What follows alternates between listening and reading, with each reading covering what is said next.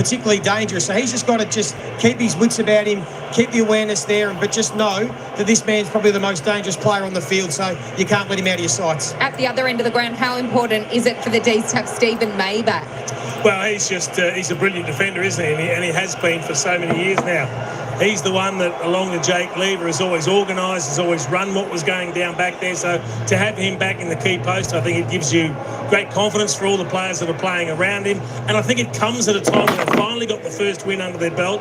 All of a sudden, all the players are thinking, hey, things are starting to come together. We played great last week. All the things we worked on came off. It paid handsome dividends. Now we're starting to get our best players back. We've given Fritz a run in the twos. He comes back with renewed vigour. There's a lot to like about the D's going forward and what they might be able to show us. And it's a great result when you're a key defender that your team starts handballing. Because when you turn the ball over with handball, you've got plenty of numbers there to actually defend that immediate turnover. If you turn over by foot, the key post blokes hate it because it comes back at such speed. And that man that was on screen next to Stephen May, Tom McDonald, he's doing a really good job this year as the lockdown key defender. So he'll most likely take Tom Lynch and allow Stephen May to be able to just sort of roam and do what he does best. So looking forward to seeing those two go about it tonight. Huge build up to this one. Just over 10 minutes to the first bounce here on Fox Footy. Coming up, we hand things over to the best callers in world sport. Matt Gill, Mark Howard is alongside Jack Rewalt and David King.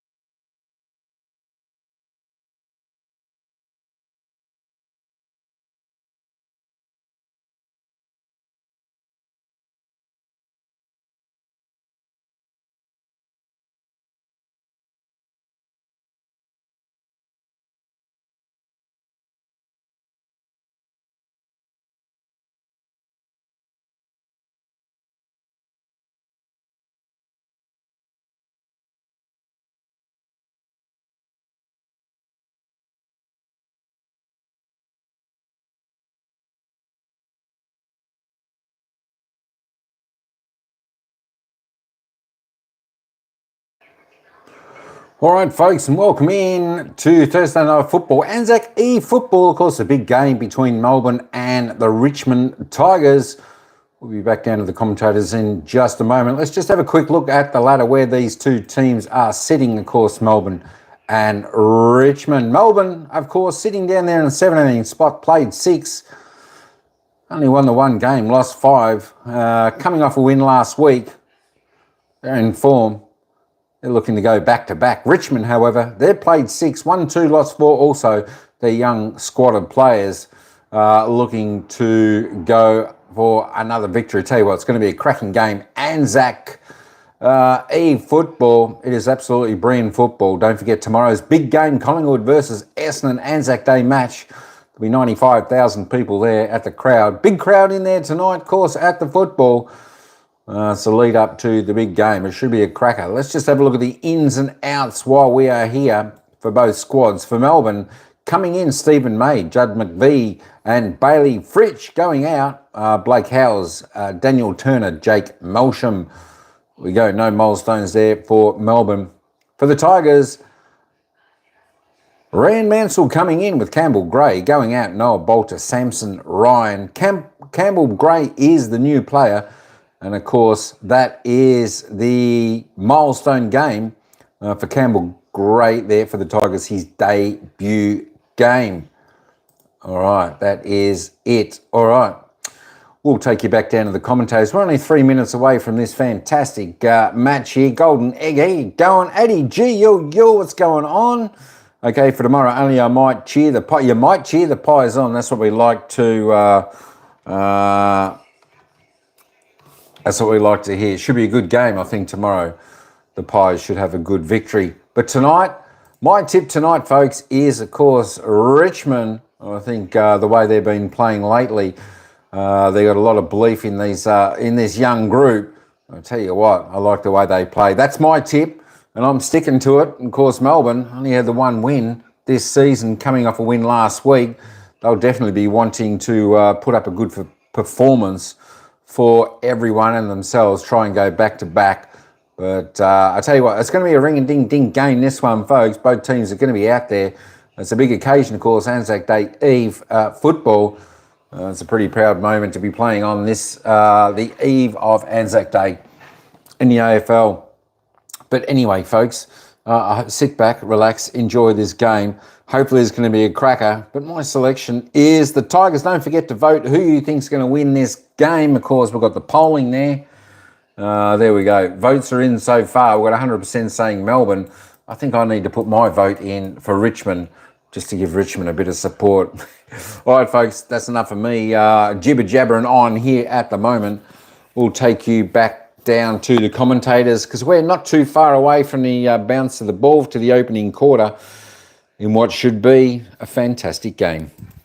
Players, I tell you what, he'll be a threat tonight. I mean, if he can run right in this forward line and actually kick 4 or 5 goals, then right in the Richmond Football Club. But this is the stuff that I think needs to come to the fore because he draws free kicks. He has such a presence on this team. They're a different look with it. I know he's played, what's he played, Jack? 230-odd games of footy. He's 32 years of age. He's done it all before. But I just think he loves this challenge with this young group. He's the perfect just guiding horse for this 6 first-round draft picks, the new generation of Richmond. You've got to have someone that's tough.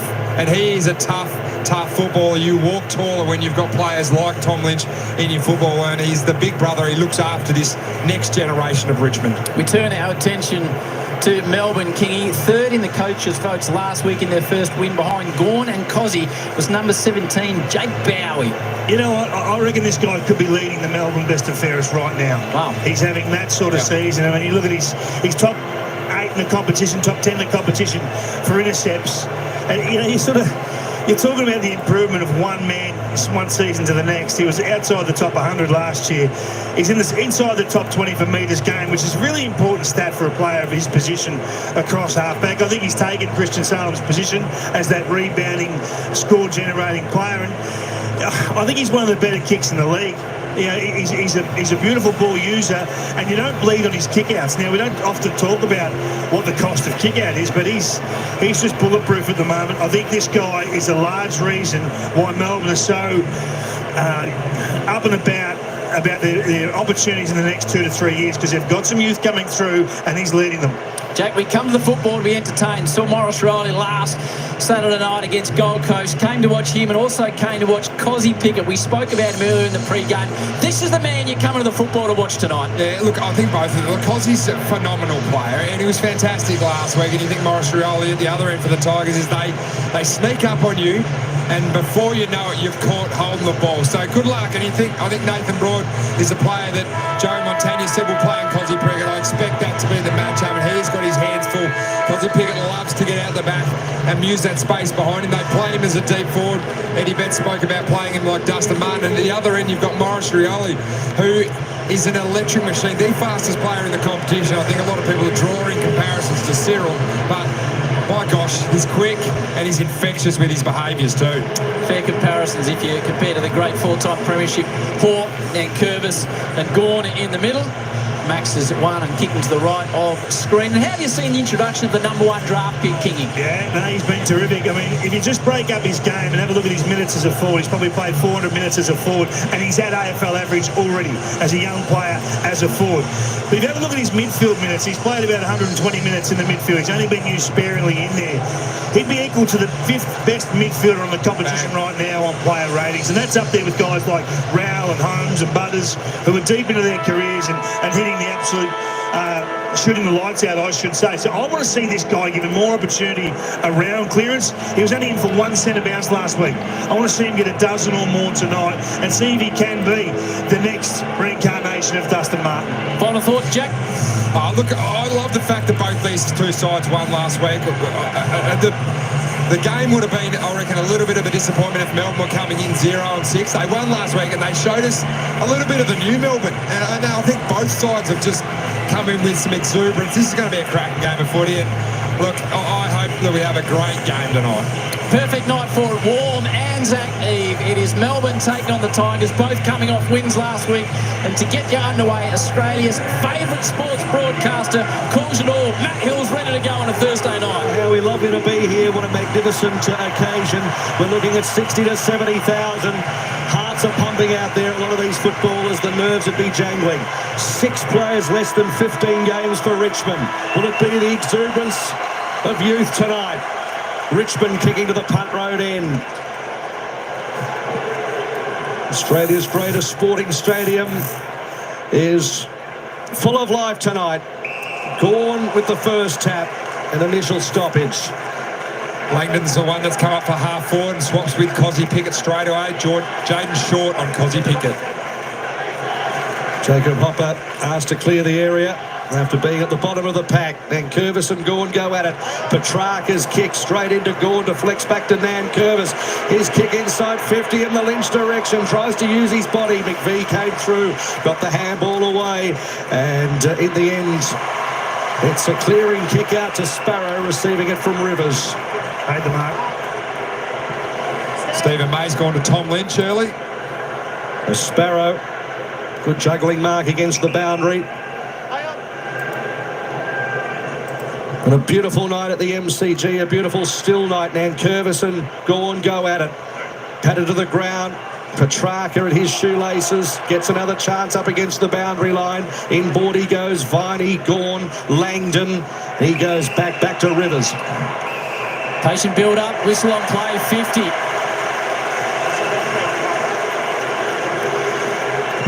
Yeah, it's a big penalty. He does just encroach a fraction. It's only half a metre, but the umpires are all over it at the moment. And you look at Petrarca into Gawn at the centre. Bounce to get things underway. And it's Rivers with the free kick for encroaching, as Kingy said. Leeds come. No real breeze to speak of. Looks like the 50s are 50 this week, which is nice. They're wary after you last week. So Rivers to get Melbourne off to a perfect start from just outside 50. Gee, struck it well. Just fades away a touch late. Opening score. Yeah, other matchup to watch is Jack Viney, who we know went to Caleb Sarong last week, has gone to Tim Taranto, who was fantastic against the Gold Coast. McVie has Lawler. So Vlosten called to play on, goes for a little bit of a gallop and then searching ball out in the steely green direction. He got just a little fingertip to it, couldn't quite complete the mark. Lindsay did well, but it was out of play. Another battle to watch tonight is Toby Nankervis versus Max Gawn. The two captains of this football club going head-to-head. They had plenty of battles on Anzac Day Eve. So plenty of patrons in the worn stand on the outer side as Gorn won it down. Lindsay quick hands back to Gorn. Petrarca receives a little handball. Inboard he goes to Langdon, who had to be quick. Got rid of it to Bowie. Bowie's kick inside 50. Tolstrup's at the back. And at the front, Vlauston, good strong defensive mark. That's what we saw him do last Saturday night. He was outstanding against the Suns. 27 disposals for Vlauston. Comes out towards the members. Interesting matchup. So Melbourne are comfortable with Tholstrup being head-to-head with Vlauston. That's a big matchup from a Melbourne point of view. You can't have Nick Vlauston intercept marking across half-back. McDonald just shorts it to the impressive Caleb Windsor. Centre wing, right on the ANZAC logo. Down towards Gorn, gets off. His man takes a strong mark. Miller got pushed to the side, so the skipper got Cozzy deep. Little squeezer inside is really good. Patience from Melbourne, and it lands in the hands of the left footer, Harvey Langford. Great work by Max Gorn there, just working Toby Nankervis off. Nankervis heads to the dangerous spot outside of goal. Max Gorn getting used up the ground, trying to create play, and a big contested mark sets up this shot for Langford. Round 3 Rising Star nominee, picked 6th in last year's draft, already kicked 4 goals in his 5 games. Powerfully built young man. From a tight angle, another miss for the Demons. Well, as you mentioned, Howie, there's no real breeze to speak of. Can swirl a little bit at the G, but it's a really still night. A little bit on the humid side. Brad Johnson on the boundary. Thank you very much. As Taranto has the football in the back pocket. His kick outside defensive 50. Nankervis in from the side. Gorn was there. May with the handball to Lindsay. Lindsay's sharp kick towards the pocket. Too hot. And it's taken by Trainer.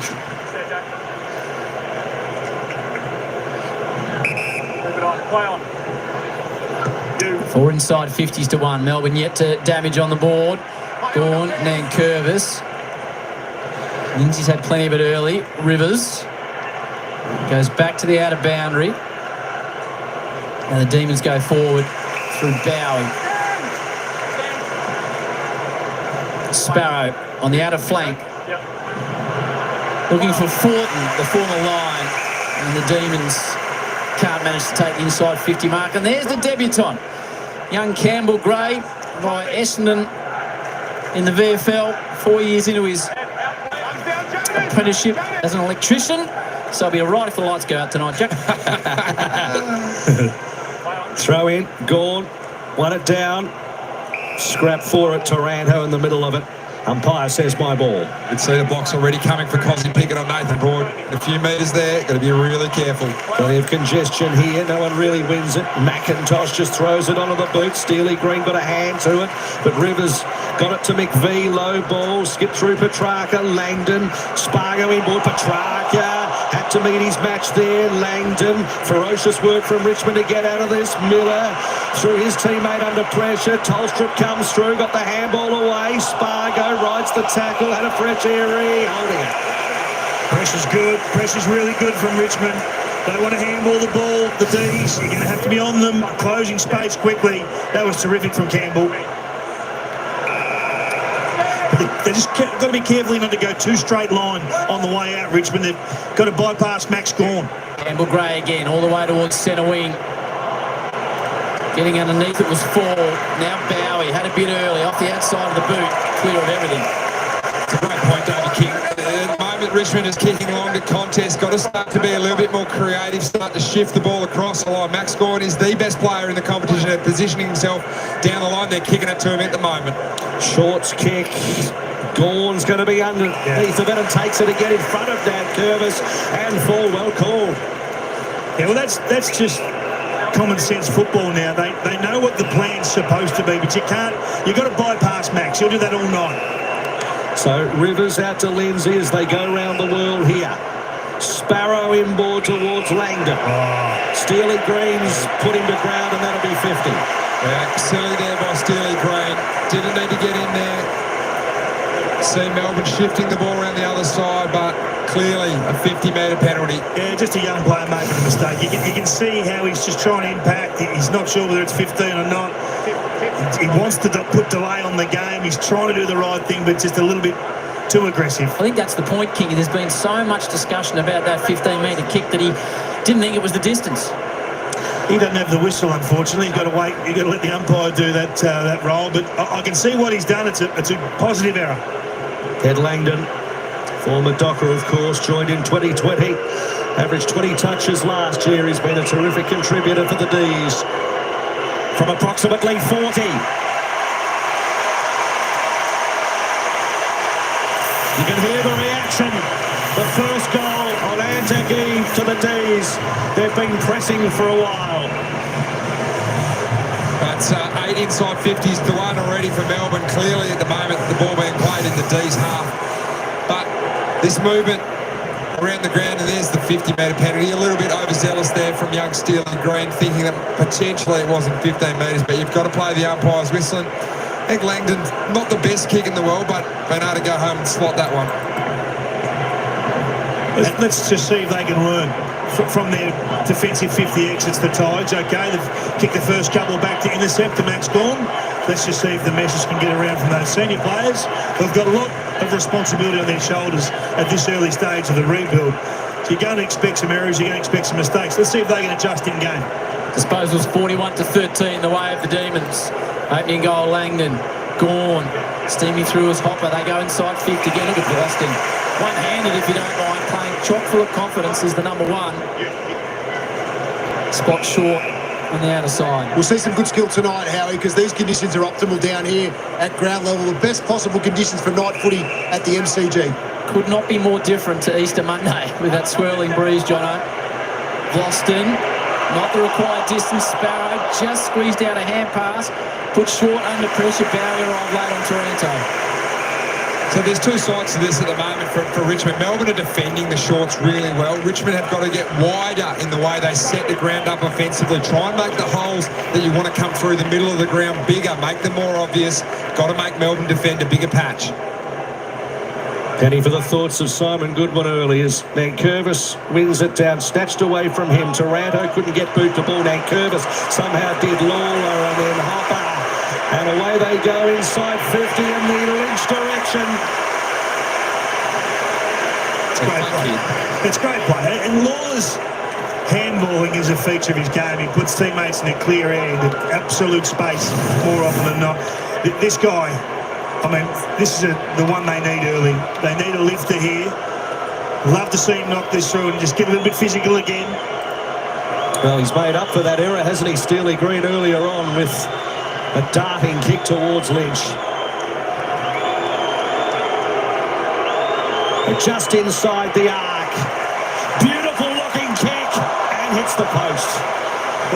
We've enjoyed that one of his good mates and ex-teammates, Stephen May. I think we would have seen maybe a little bit of biff there again, David King, but good signs early for Tom Lynch. Salem short and effective to Bowie. It's his fourth disposal all the way out front of the Shane Warne stand. Big fly from behind. Pack collapses under Petty.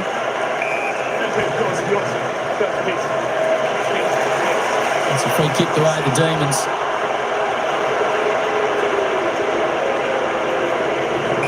Against Miller. So Sparrow.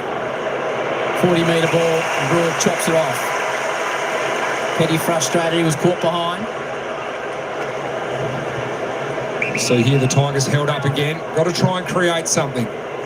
Max Gawn again back in that hole that Jack's been referring to. He gets shoved underneath that one. May provides a bit of bulk at the pack. Hooks it around the corner. He's probably got an issue.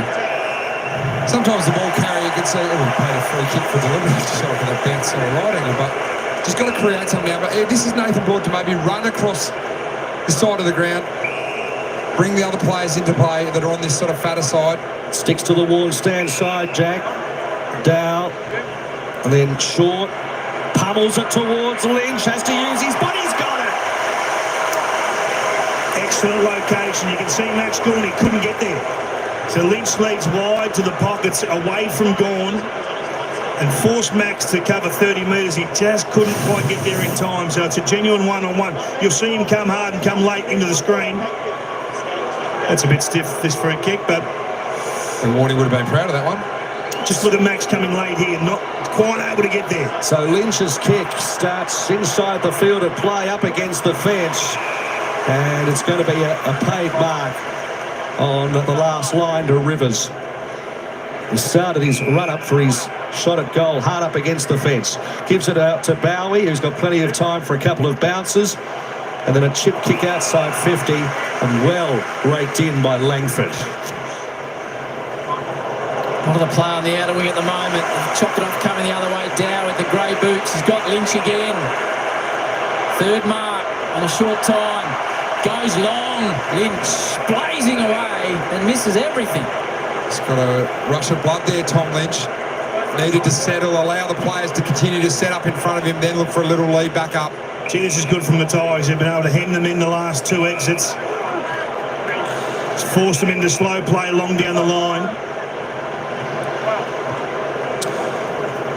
It's good. Forced the retreat. So Lindsay and McDonald organising the traffic going wider out to Rivers, and they're stagnant. So Rivers leaving defensive 50 in the Langdon direction, but a good intercept tap back to short, and then his handball a little bit errant for Taranto. Had plenty of time, used plenty of time as well. Went back in the Tresize direction. Now what they can muster through Miller. He gives a bit of ground to Broad. They are going to come in this direction now. Broad out to Vlosten. Next kick interesting. Short options provided by Hopper in close. He decides to go long along the line and cut off by Lindsay. And here go the D's in that spot between D50. Chandler immediately on to Spargo. Wants someone to come towards him. Here's Cozzy's first entry into the game. He's got two to beat. Don't back against him, Miller. Be careful. Does it well. Steps around Pickett. Runs it out of defence. Looking down towards the Athletic.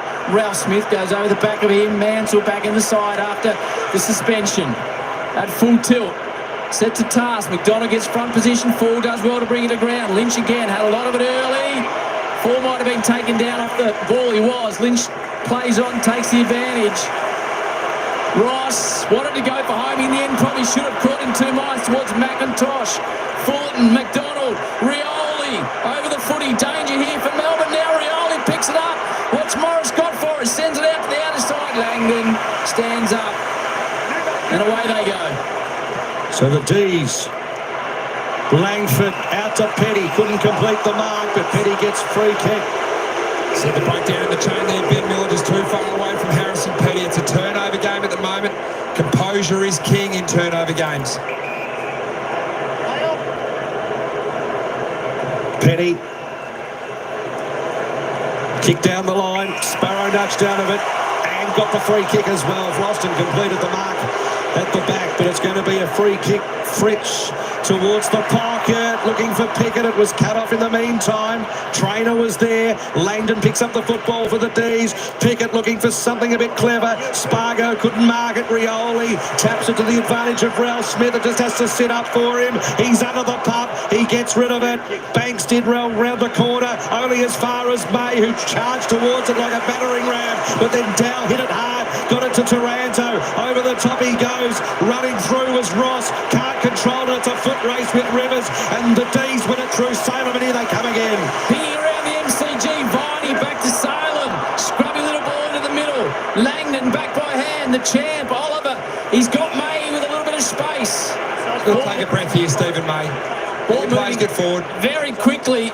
Goes down towards Pickett. He's outsized. They don't want it on the ground though. Miller. Hurry kick out of defence. Slews off the outside of the boot. Uze's not impressed. And Melbourne, who's whipped over there. Looks like it's landed with Xavier Lindsay. Hasn't kicked an AFL goal. He's given it back to May. So it's Tresize who kicked a wild ball. May to the top of the square. It lands right out the back in the hands of Fritsch. Back from the VFL. He'll get an opportunity. Plays on. Bailey's back. Melbourne have got their second. Well, they're really well set up behind the ball, Melbourne. And Richmond were too for a patch there, but as you said, Jack, it's a turnover game and there's a stack of pressure, and then there's no pressure. And just a clear error there as he kicked it out on the full. So it's waxing and waning as you're going to get with young teams. But that kick there at the top of the square just put it in a dangerous spot. And in the end, it's half a push in the back, but he's out the back, which right now is the dominant position in football. Yeah, Ben Miller here was the one that was caught. Fritsch is sort of just setting off, no physical pressure whatsoever from Ben Miller, looking to be the third player in. Got to do your job as a defender first and then go to impact in the air. And Bailey Fritsch, who's been horribly out of form this year, had a stint in the VFL last week, gets one early, and he's the type of player that can kick 4 or 5, so got to lock the clamps on him. Yeah, I've been watching him closely. His movement's been really good. He's hit up to the half-back flank to provide an option. Sometimes you just need a reset, and he's hit the ground running tonight, attacking the ball well. Decent start for the D's. They lead by 13. Gone narrowly. Hopper couldn't control it. Harassed by Petrarca. McIntosh got it out. Dow. Ralph Smith had to be fast. Darting kick in the Rioli direction. Foot race with Windsor and out.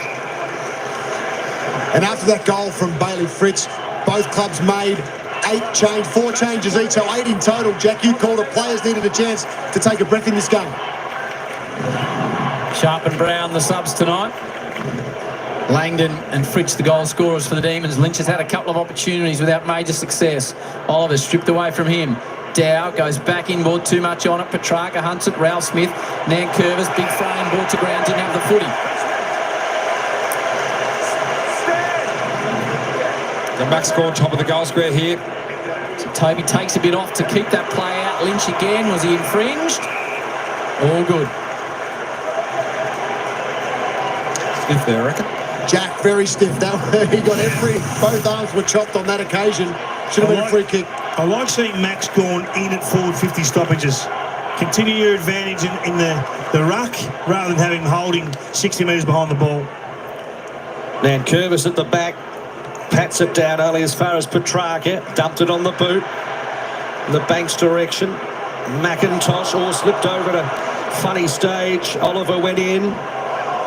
Real scrappy play here at the moment. Spargo on hands and knees. Banks goes in, gets it to the advantage of McIntosh, who's ripped into the ground, but also holding up the tackle from Langdon. Outside 5. Play on. So Langdon plays on. Windsor. Kick, a short one, and it lands in the hands of Campbell Gray on debut, and what a night to debut. Rangy character is Gray, wearing the number 50. Now to the Triple Premiership player, Broad. This is good, Jack. Just a little bit of composure here. Take your time. A little bit of time in possession. Share the ball around. Just settle a fraction. It's the senior players from Richmond as well. You see Broad and Vlosten in that back half. Being smart with the ball. Vlosten. Lynch will be the fly. Rioli will stay down, as does Taranto. Front and centre. Absolutely perfect. In the path of Mansell. It's got a bit rushed there, Tim Taranto. Brilliant spot in terms of the crumb. Morris Rioli was blocking for Tom Lynch there.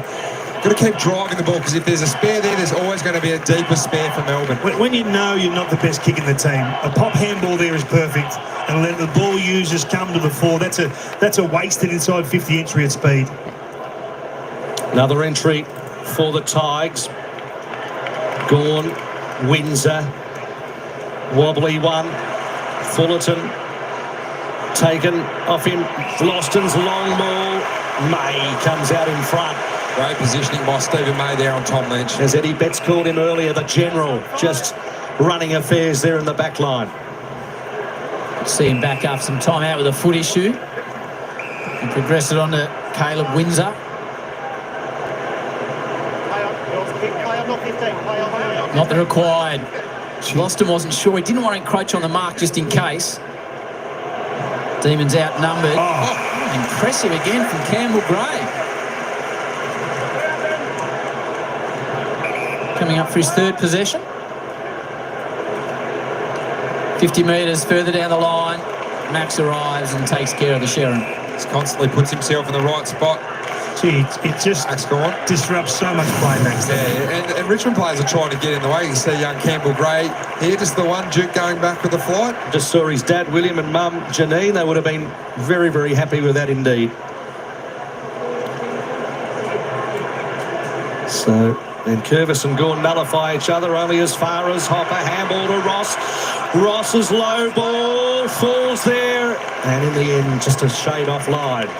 Whether the pass was the right option there from Jack Ross. Probably had a few more metres to accelerate and have a shot at goal. Having a good season. Caught it 2 minds a couple of times. About 40 out, Ross, this evening. It's a good kick for goal. Getting some opportunities, the Tigers. And they're up by 2 at inside 50s now after trailing early. Gorn, he's a mountain there, and he's hard to get past at the moment. You almost got to tag him. Like Curvis has to be just hand in the back sort of thing all day. Just go wherever Max goes, diffuse all high balls, and don't allow him to totally destroy this game. 3 contested marks already for Big Maxi. Viney with a real up and under. Miller stands underneath it. Petrarca waits down. Little check side looking for Fritsch. Already got one. Dangerous. Played to get the umpire's attention. There's Graham again. Petrarca bursts through. Toll strip. Whips out a hand pass. Chandler wants to get onto the left. Good snap. Chandler. Fantastic snap. Melbourne have got the first 3 on ANZAC Eve. So that's exactly what we're talking about with the shift in the mindset of the Melbourne Football Club. They want to get their handball game going. Now, I've seen them blast this ball. You can just see Tolstrup, he goes to pull the trigger. He's going to surge kick this ball, and he says, no, we've got a handball. I've got players out to the side. Watch him here. He's going to kick. He pulls it back in. And then he gives to the receivers on the outside, and you get a higher quality opportunity at goal. Great conversion, but it's all in that little handball. You'll see it. Just prior, he just missed it just there, but Tolstrup is having an influence on this game.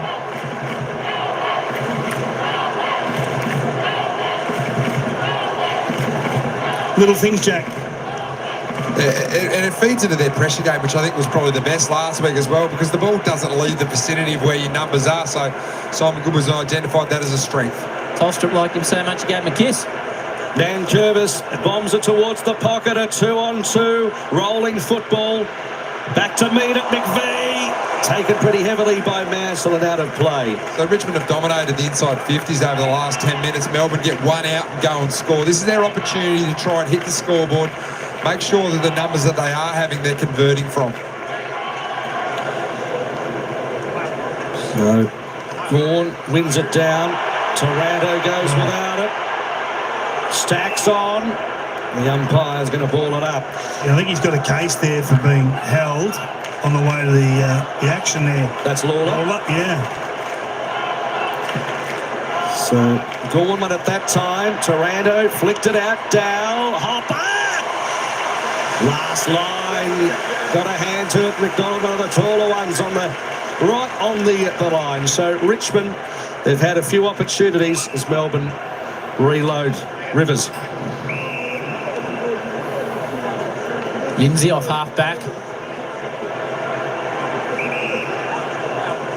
Corridor blocked up, so has to hug the line.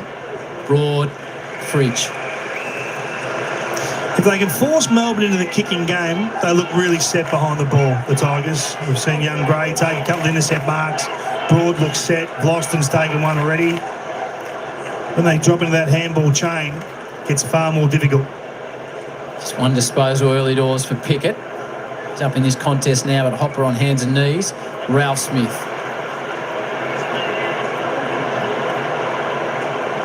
Tigers provide a bit of run.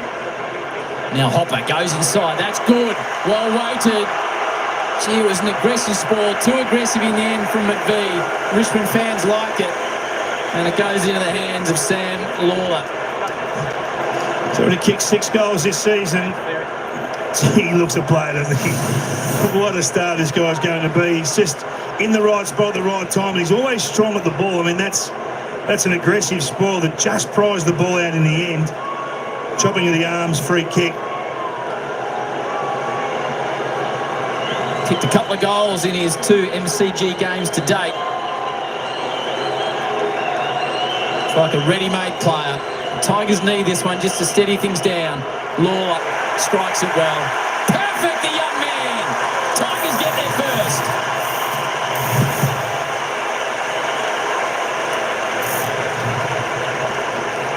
You're exactly right, David King. He just looks like a player that has already played 50 to 75 games of football. This build-up here from Richmond, we've seen them kicking it a long down the line here, but this handball game, it's a bit of the Melbourne MO, really, coming back inside here. Tim Taranto drives inside and opens up. You see all those spare players on the Melbourne skinny side of the ground get bypassed. And then I think the umpire might have not played it early days, but another umpire played chop the arms. But a good finish for Sam Lawler, the Tigers' first goal, and they start to get some results on the scoreboard from the inside 50 count, which has been all Richmond in the last 10 minutes. Yeah, I just love the Taranto pop handball.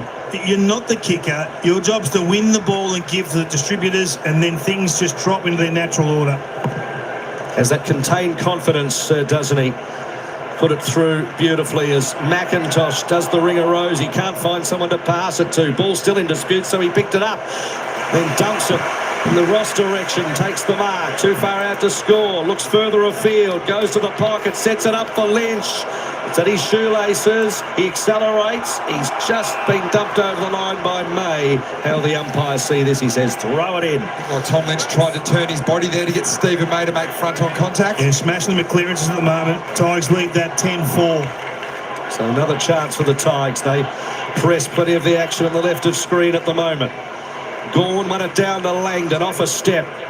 Kicks it out to the wings. Sparrow, Banks race for it. Miller's the first there as well. He's taken in a good tackle. And the umpire says he'll have it. Just one disposal for Pickett, King. He highlighted in pre-game. Where's he positioned? How's he get into the game? Yeah, he's come up to the stoppages now. That's a challenge for the small man. He's getting a lot of attention now. He play a big game like he did last week, kicking 5. No easy passage tonight. Down, stripped to the footy. Sparrow stands up in the tackle. The impressive Campbell. Now Richmond wind it forward. Fall, couple of goes at it. Time continues to drop away. Tigers inside 50. Taranto, Lynch got over the back of them. Rivers just ran straight to the line.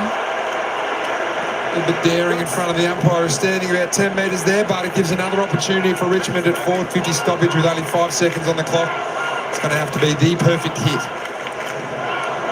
Nankervis and Gawn. Careful not to infringe Nankervis. Gawn. He was looking for Viney, just sprinting through. There is a whistle. Which way is it going? Tigers. Taranto will get a shot after the siren. Not necessarily known for his kicking work. See how he goes. Can't handle this one, Kitty. He was the one on the move, and he's got Jack Viney sitting on him, and Viney just gave him a little bit of a shove there. Ooh. Well, it's a big moment. You know, this is one of the leaders of the Richmond Football Club. You've had a pretty good first term, but you're 11 points shy. This is a big moment for this guy to just show the way. BNF for Richmond 23, the Giants in 2019. Big kick this to end the term. Tim Taranto from 40 out, great angle from behind. Taranto drills it. Punt road end up. Tigers come from everywhere. They pinch 2 late ones. Got a good game here at ANZAC Eve. Melbourne with the first 3, 3-2-20. Richmond respond with the last 2, 2-3-15. Quarter time here. It is a 5-point lead to the Demons. Chandler got things going alongside Langdon and Fridge. Massive weekend of footy coming your way. All the ceremony tomorrow from the MCG, the traditional Collingwood-Essendon game. If that's not enough footy for you, we head to the west. Freo take on Adelaide. You see it all right here on your home of footy. That'd be Fox. You're watching ANZAC Day E footy on Fox.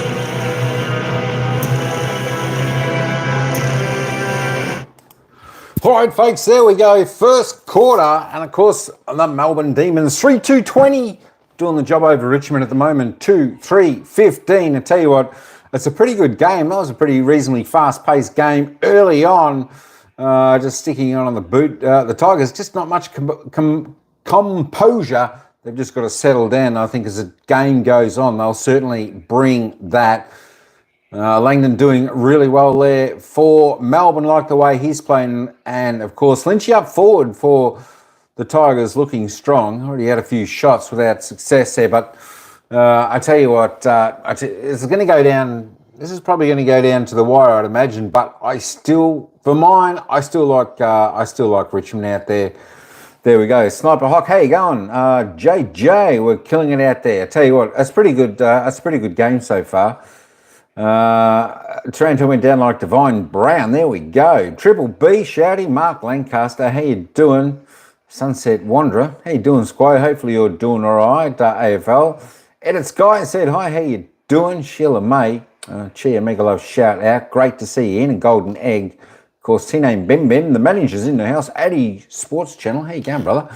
What's happening? Of course, we kick off round 7, Anzac Day weekend of football. Of course, Anzac Day football here. It's a cracking game. Looks like there's a big crowd in there this evening. I'd have to say probably up around, it's got to be up around the 75,000 there. Adam the Chief, hi, how you doing? Welcome in. Welcome in. Good to see you in. Let's just have a little bit of a look at the goal scorers. Let me just reload this up for the good folks out there. Let me get on to the goals. There we go. All single goal scorers so far. Of course, for the Tigers, Tim Taranto, Sam Laylor are the 2 single goal scorers there for the Tigers. Of course, for Melbourne, Ed Langdon, he's had a cracking first quarter. Let me say, he's had a cracking first quarter. He's been in a fair bit of the play. I like the way he's going about his game tonight. Got some purpose, that is for sure. Bailey Fritsch, one fell over the back into his hands. Put the quick snap on, snapped a goal for himself. Kay Chandler's also got one there. Not many goals. I think the goals will come free-flowing, not too far. Of course, Ed Langdon there, top on the table with 10 disposals out on the ground there. Of course, from the Demons, as I said, I think he has been best on the ground so far in the opening quarter. 3 kicks, 7 handballs, 2 marks, a tackle, a clearance and a goal. You can't ask for much more than that after a first quarter. Trent Rivers, Xavier Lindsay there. Next best on 9 disposals, both for Melbourne. And of course, for the Tigers, Tim Taranto, Jaden Short topping their table, both with 8. Maxi Gawn, tell you what, they've got to keep it away from Maxi Gawn when they're going down the line, the Tigers. He's a pretty hard man to get past. Petrarca, he's up to 6 so far, trying to get into the game with 3 and 3, having a couple of tackles there. Of course, Jack Finey there just with the 4. Toby Nankervis with the 4. He's had 10 hit-outs already. Good battle there with Maxi Gawn, of course. Just roll down the stats and we're going to head down. Demons and Richmond were all doing pretty good. It's actually not a bad game. But you know what? I tell you what, the players, Morris Rioli there, he needs to spark as well. Just the one touch, the one kick there for the Tigers. Same with Kaiser Pickett there down there for Melbourne. Just the one kick for him at the moment. But yeah, pretty good game. As I said, Anzac Eve football, it's a bit of a privilege for both teams to be playing on this occasion. And of course, they always want to put up a good spectacle. They did have a speaker in Melbourne I saw prior to the game. I think that was yesterday. One of the veterans, talking about this, that, and the other of war and team spirit and what your teammates mean to you. And I think that sinks into a bit of the players now. Both teams, I think, tonight are going to be out there giving it their all. What we love to see. All right, folks, let's head back down to the ground. It's Melbourne by 5 points. Whew, I think we're in for a good one. 4 score involvements. Camden McIntosh leads centre bounce clearances at the moment, which is a bit unique, but it's a big battle against Max Gawn. Well, Max is controlling the game, really. He's had 3 contested marks. The clearance game's fascinating because Nankervis holds sway in there. He's got them off to a fly, the Tigers. Their league clearance is 12-5, and they've scored 2 goals, 3 from those 12 clearances. So they're on fire in the contest, but in general play, Max dictating terms. So the last 5 to 10 minutes of that first quarter belong to the Tigers. Can they continue with that momentum? It's the D's leading here by 5. Dan Curvis goes himself out of the middle. High ball towards centre half forward, punched away from Ross to Langford. And Pickett retreats out the back to McDonald. Pickett up against the fence. Just darts one towards the Anzac logo, cut off by Vloston. Over the top to Ralph Smith. Running hard, the D's towards Lynch at the back. May held his ground really well, trapped it with his legs. McDonald went without it. Bowie's under pressure. He's been taken and holding the football. Yeah. And he'll learn a big lesson there, Harvey Langford. Young player just making his way early on in his career, very, very early. Just put the one hand up going for the mark. He had to commit. Cosy Pickett to chip the ball that was for him. Cost an inside 50 the other end, and the rest is history. So part of the Richmond game that we're starting to see again, just that DNA inside forward 50, the smalls and even the big key forward, number 19, getting involved too. So looking for a confidence booster after a couple went awry in the first quarter at the other end. Kick 2 last week. The sharpshooter for the Tigers. He spears it out to the left. Don't let these opportunities go begging. If you're Richmond, plenty of opportunities at the moment. Great battle, May versus Lynch. May to Windsor, deep in the back pocket. Gawn's there, influences stifled this time. Langdon only goes as far as Ralph Smith. Nan Curvis's follow-up work post-tap's been terrific. He's had 5 of the 13 clearances so far for the Tigers. David King alongside Jack Rewald, Eddie Betts and Brad Johnson. Thursday night footy on Fox. Langford, Bowie, clever hand pass. Windsor, aggressive to Spargo, is good. Short arrives late, needs to be careful. Good to see Spargo playing back consistent footy after that Achilles issue. Squirts it to McDonald. Fall on the mark. McDonald searches it out wide. In the hands of Lindsay. See Melbourne here trying to open up the Tigers' defence, shifting the ball from one side to the other. Trying to peel the corridor open. Now they look to access it. Salem. He's got the runner, so that's exactly what they do to McDonald. He blasts it inside 50. Penny, strong hands. Umpire paid the mark. Chopping of the arms, I think, in the end. Yeah, and just watching off ball, the D's are going out of their way. I was told Strip on that occasion to just put a check on Nankervis to give Max Gawn some separation. So good team play off ball. A free kick in the end to Petty. Had a good week last week. Shifted forward. Premiership player back in 21. 5 goals for the season. Stuttering approach. Now accelerates. Hooks at a touch going for the extra yardage. It's the thing you can expose as well from sides that do press up the ground is a lot of times is you might actually end up with a free in your own 50. It's been Tholstrup a couple of times here is that he's either got to decide he's going to get in the ball or he's got to get in the way and maybe create for Harrison Petty. So Banks really puts the slipper into that. No mark taken up against the boundary. Ralph Smith strapping with Langford and a ball in. So this is the 10th version of Melbourne v Richmond on Anzac Day Eve. Of the 9 tussles, Melbourne have won 6 of them.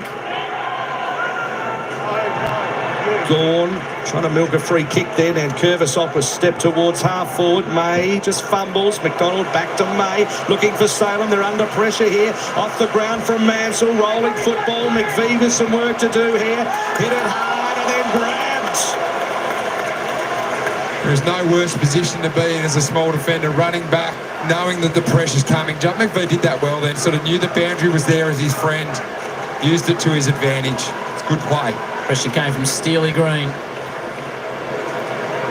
Richmond gave up the first 3, kicked the next 2. Salem wide. Just up and under. He might have been got rid of after he distributed the footy. So it's against Mansell downfield.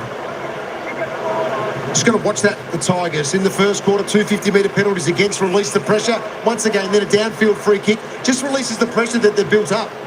Brad Johnson alongside Eddie Betts down at ground level. Fortin smashed away from him by Miller.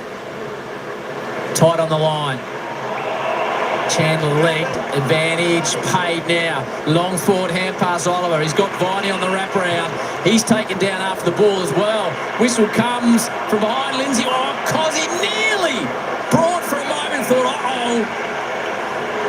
He gets it across the line. Just. So dangerous, Cozzy Pickett. As soon as he got out the back, he sniffed that he wasn't on the lead up and he just came out the back and was there for that front and centre. Ball just didn't fall in his lap. Fullerton on the bench at the moment. Now Richmond's going to get a free kick here. Off the ball against Spargo, who's pleading his case. He's got Jaden Short high here, right in front of the umpire. Brad Johnson spoke about releasing the pressure valve there. That is an opportunity for Melbourne to score. And Spargo's who, me? Tough one to dispute that. Short. Same thing getting down the line here. They're checking Max's run. Long ball from Short. Attracts the crowd. Up they go. May got more air. Lynch out the back. Loping run. Has a bounce. Waits for the lead, and he got one from Steely Green. Two of our players making the right decision at the right time. The muck was there. Max was stuck in the middle with about 3 Tigers, but it was Ryan Manson, the only Tiger that stayed down, that got this forward crumb and knew that Tom Lynch was out the back. And a great kick inside from the big Tiger. Such a composed kick in the end and down the throat of one of the youth fleet here. So of 12 games, he's kicked 8 goals. This is an interesting assignment. It's not a bad kick off the boot. Well done, young man. It's worth a celebration. And the Tides are in front.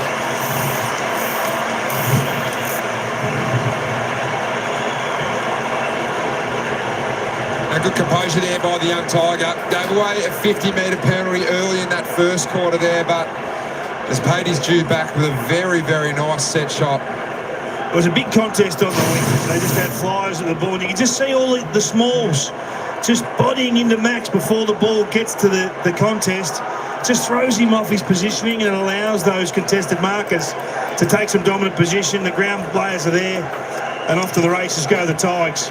Playing some pretty sharp footy here, Richmond. You can see at all costs, can't you, King, at the moment, that they just do not want to let Max score and have a free run at the ball, and every man it's off ball. It's everywhere. It's post clearance when Max is trying to get onto a searching run. They're checking him. Good team play. We've seen it before. We've seen Port Adelaide do it.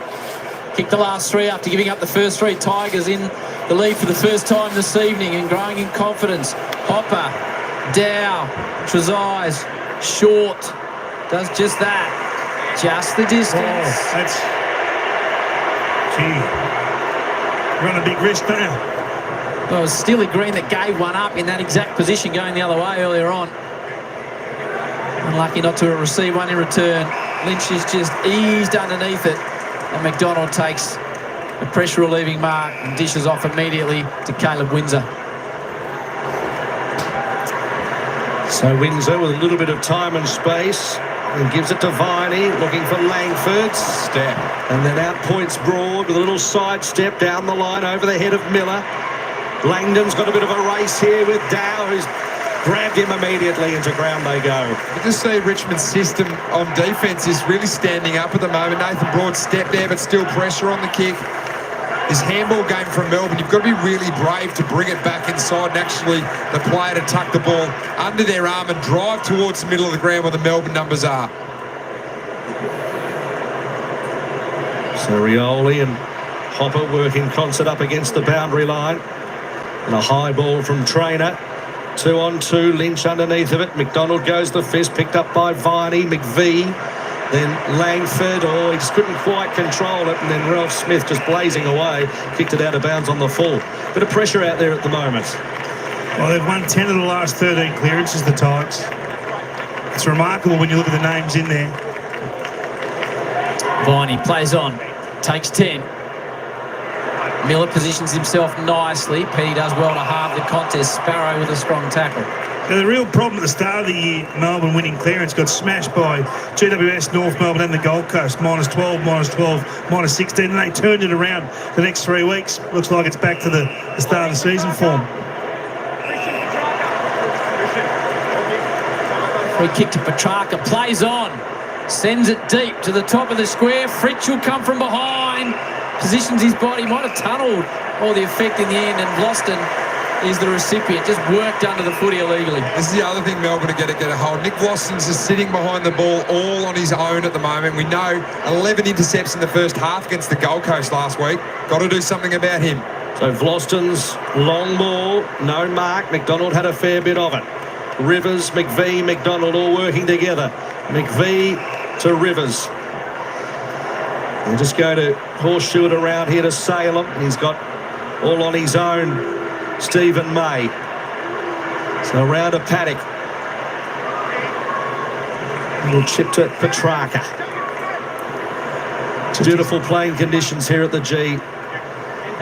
As his long ball. Petty's at the back. Fritz at the front. He grabs the football. Grabbed by Miller. And immediately a ball up. Just like to see Melbourne on the move here. See if they get one on the fly, really attacking this drop of ball.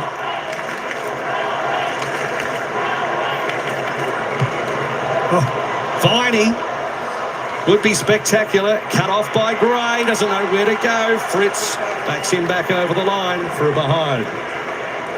He's looked good, Jack. Gray, composed. Yeah, good pick up. I think Richmond have given away a few in their own VFL side, but to pick one up from Essendon and that key back, looks like there's a free kick off the ball here. Yeah, and it's going to be the top of the goal square. Oh. Yeah, it was Rioli took down Bowie. Advantage played. Melbourne stream into the open goal. That really hurts. Bowie gets the free against Rioli, and Petty runs in unguarded.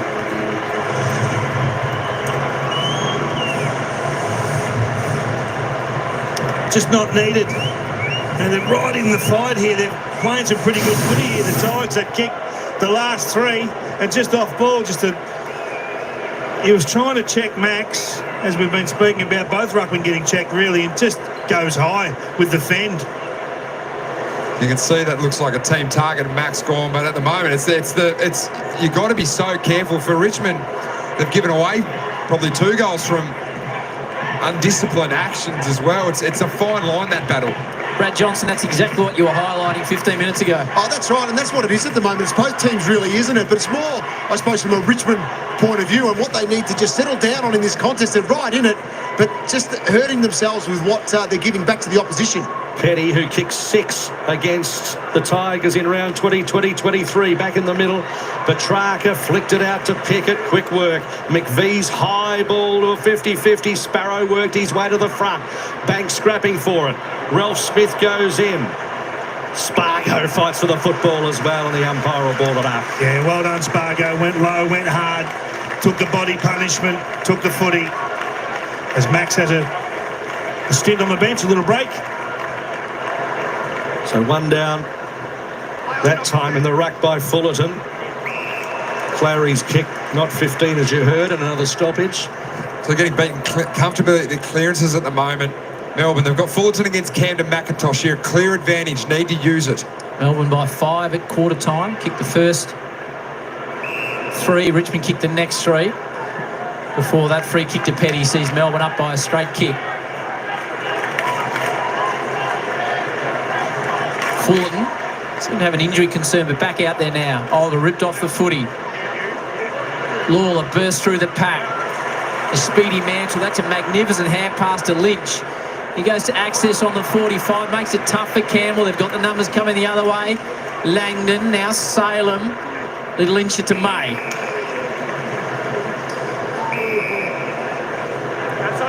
Lindsay, 6th game of AFL.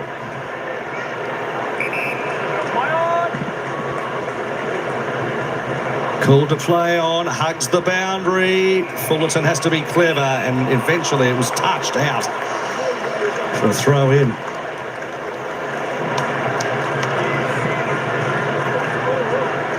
Coach issuing the instructions. Plenty of the action on the left of screen so far in this quarter. Throw in, Fullerton, the former Brisbane Bullet, and McIntosh, and it's a free kick to Fullerton. That's what you're talking about, Jack. Got to capitalise on this mismatch in the ruck. Plays on quickly, it's touched off the boot. It won't be a mark anyway. Broad's grabbed by Petrarca, who heard the umpire. The umpire is going to pay the benefit of the doubt. It was lucky it was touched. Bailey Fritsch had a fantastic lead, been back to the goal square to create the space to come back in the pocket. It was 20 metres on his own. Touched on the mark, saved a certain mark. Because he's on the move. Dow back into the corridor. Ross. Presence of mind. Banks. Clearing kick out of defence. Mansell traps it. fall on the line. Sparrow eventually takes it into touch. These contests, these one-on-one, two-on-two contests are so critical at the moment to give you a chance to break the first contest, to actually get out to score.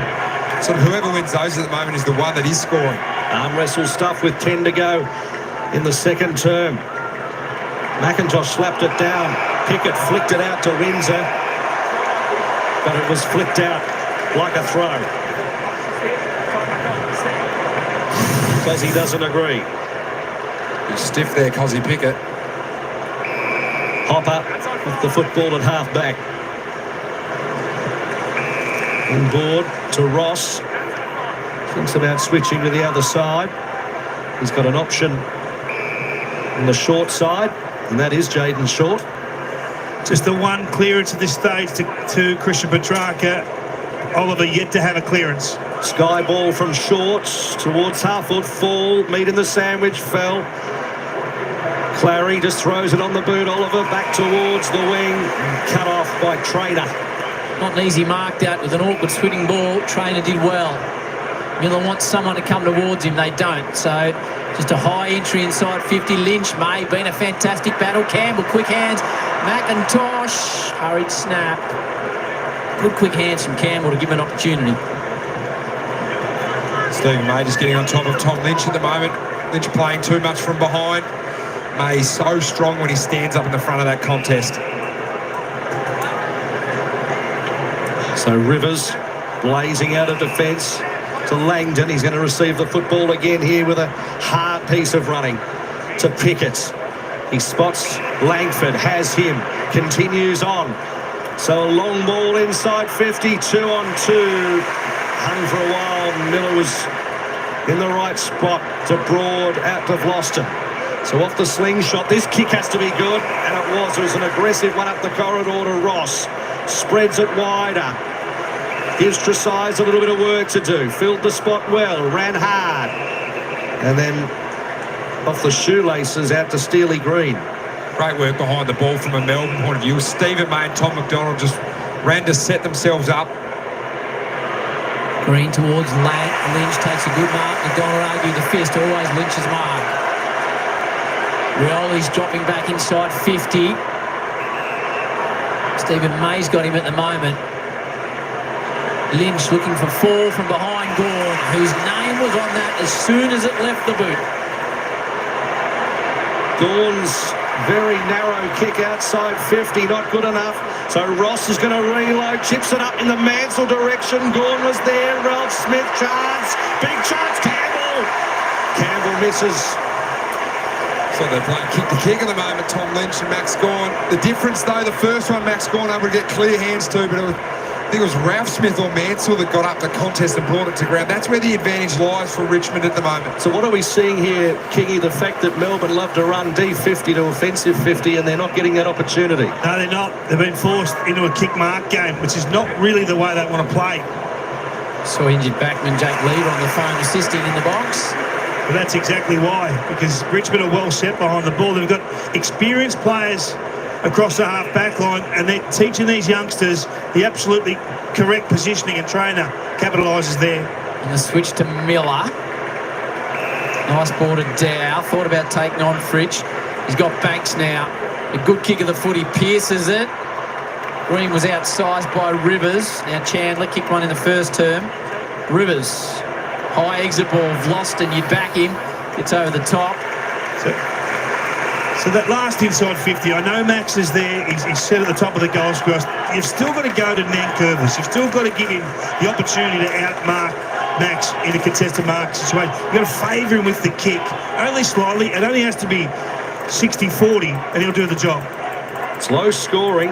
It's fascinating to watch here as Gawn flicks it out long towards Petrarca, who has to beat Broad. Boundary line's his best friend. Throw it in.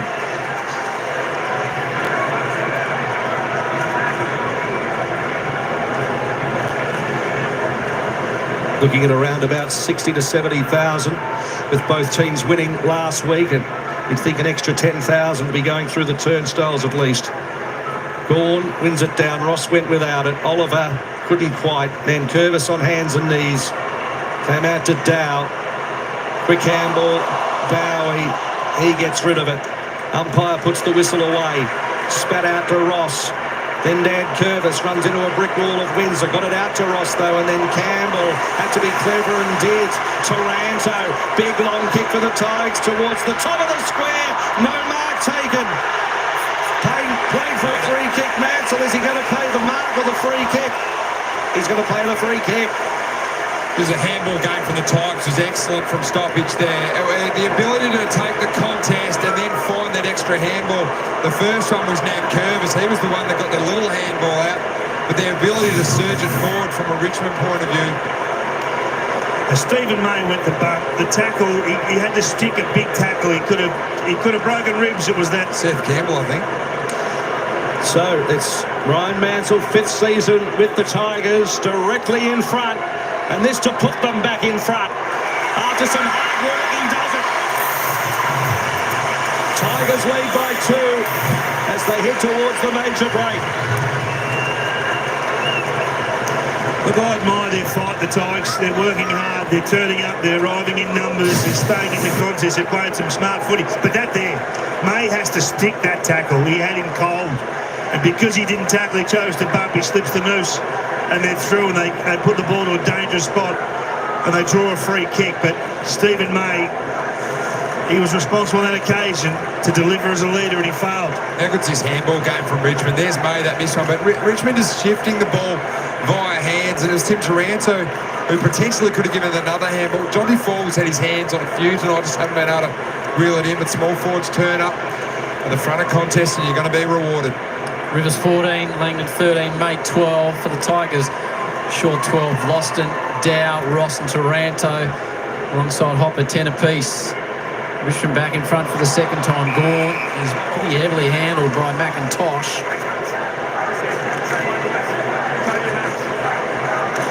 Inside 50s, Melbourne leader by 4. Bowie sticks to the task, wobbles it forward. Pickett, now Chandler, here's some run. Langford goes all the way for home, but Vloston, as he so often is the gatekeeper back there, relieves pressure. Wants a short exit, he's kicked it straight to Petty. Heavens above.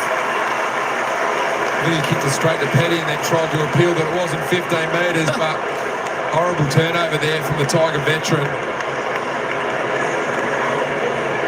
And Petty already got one from the downfield free.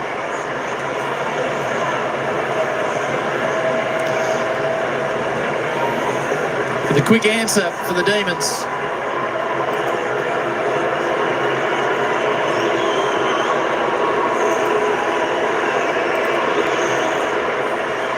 Petty makes Vloston and the Tigers pay. He's got a couple. Critical error from the Richmond veteran, just handing Melbourne a goal there. Worked so hard at the other end. Yeah, just have a look at this play here. So Chandler gives the handball. If he's able to get in and put a block on Tresize, you get a high quality entry. You could probably run to 40 and have a pure shot at goal, but such was the pressure that he turned it over. That's going to happen, Jack. Those mistakes are going to happen while you're trying to create as a senior player. It's a bad one. It's a blue. I'm sure he'll pay it back in the next 2.5 quarters.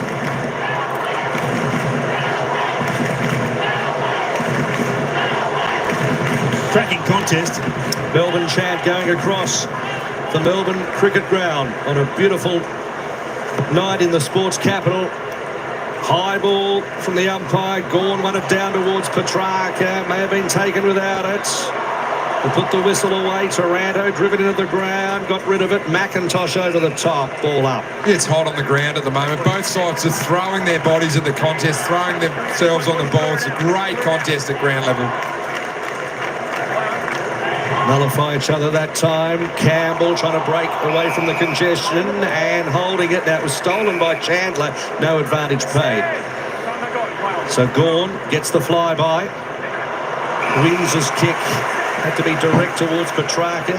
Cut off by Tresize. Short to Hopper. Middle of the MCG. Short again to Taranto. Goal kicker in this quarter. He has a runner in Tresize. Short Jaden Short. Game 182 tonight. Kick inside 50 to Lynch. Couldn't quite complete the mark. Bowie. Handball to no one in particular. Hoping for someone to run onto it. And in the end, the boundary umpire's going to have it. So the play at the moment with Max sitting at the top of the goal square, they're trying to create a little pocket there. You see Dyson Daniels, the Atlanta Hawk, a Richmond man. Great barrier thief. One of the great nicknames in sport, that is. Grew up playing junior rep footy. And the way he's going, he might be able to buy the MCG shortly. Hope he's watching the game and not spending all his time on his phone. There's Size Skies one. Doesn't look wrapped with the game, does he? I think he's watching the stats tick over, I think. He was just replying to Eddie Betts' Insta post. Salem out to Lindsay. Kick outside D50, Langdon. Langdon back to Lindsay. They're happy to play keepings off here, the D's time being. They're happy to force Melbourne to kick through them. No overlap run provided in this term, just the 26 handballs allowed. Bowie's kick makes Sparrow work. Ralph Smith made him work even harder. And Langdon was dispossessed. He wins the football back, though, did well. Sparrow's kick, barely the required. Salem, short one towards 50, raked in by Petrarca with skill. Then to Viney. Viney has a bit of a look at the sticks, kicks to 2-on-2. Tolford at the front. Good mark, Dow. Dow under pressure. I'm not sure that handball from Christian Petrarca is the right option. You really squeeze your offensive options when you go to the boundary there.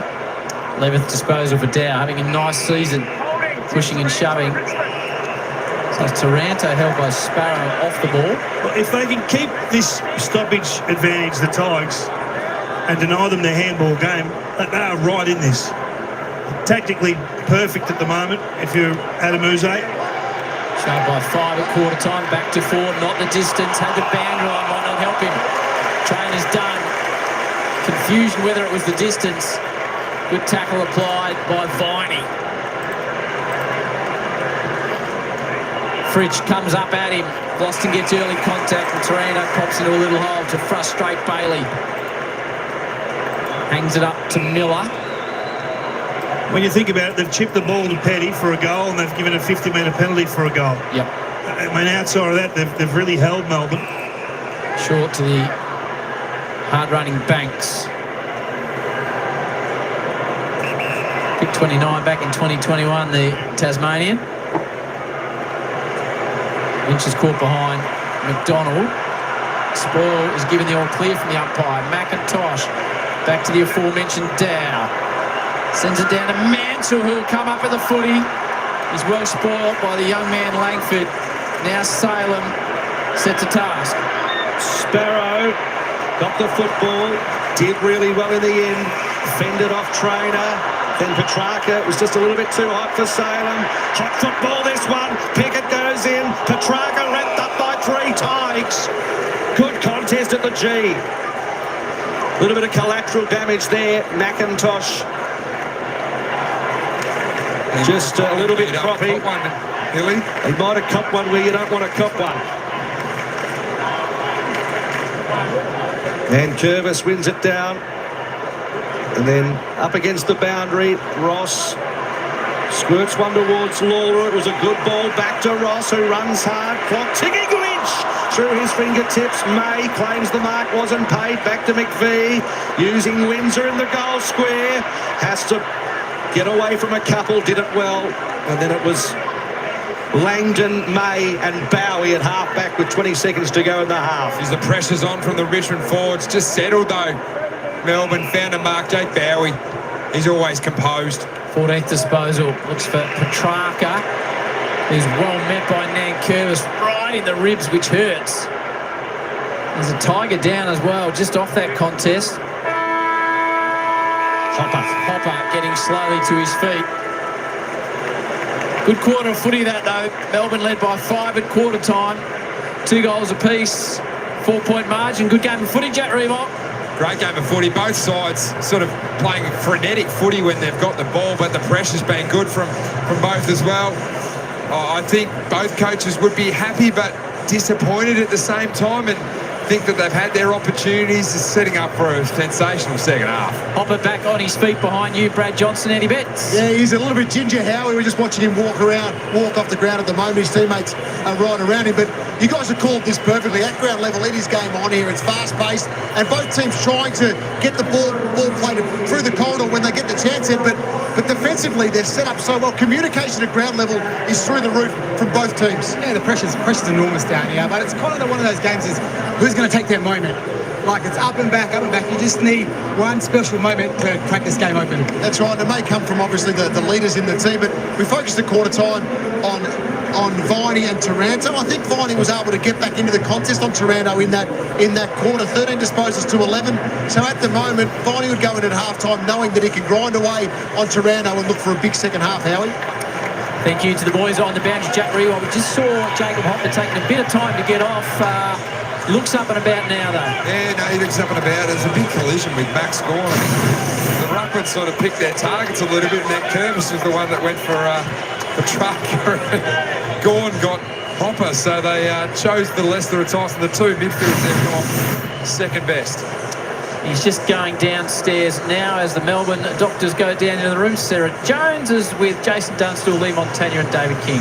Thank you, Howie. And there's so much to sink our teeth into because it is very much game on here at the MCG. Guys, what have you made of the first half so far? Good contest. I was worried early. It was all Melbourne early. I thought, this could be a blowout. But they have just found a way to be competitive. They're not a high-pressure team, the Tigers, but they really compete. It doesn't quite make sense, but that's how they've got themselves back in the contest, just their work around the stoppages. It might not be the prettiest game that we've seen. I'm sure it looks that way on TV, but here watching it live, I think both team defences are actually doing a really good job. They've set up really well both sides. They're in control, and that's why I think both teams offensively are finding it hard to penetrate. So this is the big story, though. They're doing it different ways, aren't they? 4 of Melbourne's 5 goals have come from turnover. The other one was a kick-in, whereas the Tigers are doing it from stoppages. From halfway through the first quarter, they just started to dominate clearances, and that's giving them territory, and that's giving them scoring opportunities. And it was a problem for Melbourne for the first 3 weeks, but they'd corrected it, Joey. Maybe that was Cosy Pickett going in and doing some things and lighting them up a little bit, but they just don't seem to have the same zest at clearance at the moment. I mean, it's -8, but it feels like there's no real spark or energy for Melbourne's midfield. Now, the old Bulls of Viney, Petrarca and Oliver are being outbulled by the Richmond guys who are just, really, they're doing it by surge. Nankervis and Taranto and these guys, they're just winning the ground ball in clearance and just surging forward and putting pressure on the Melbourne defenders from stoppage. Let's have a look at our Harvey Norman highlights, and they surround Max. The skipper, the #1 rated player on the ground at the moment, Jason. Well, we spoke about his history the last couple of games against the Tigers. He's picked up the 3 Brownlow votes. He started the same way. He was doing it all. When he wins a clearance, he tries to bring his on-ballers into the game. So he's trying to actually distribute the ball, not just bang it forward. And then they couldn't get past him. Every time they went to kick long down the line, who was standing there? Big Max. Yeah, it looked like he was going to rip this game to shreds in the first 20 minutes. We thought, oh, gosh.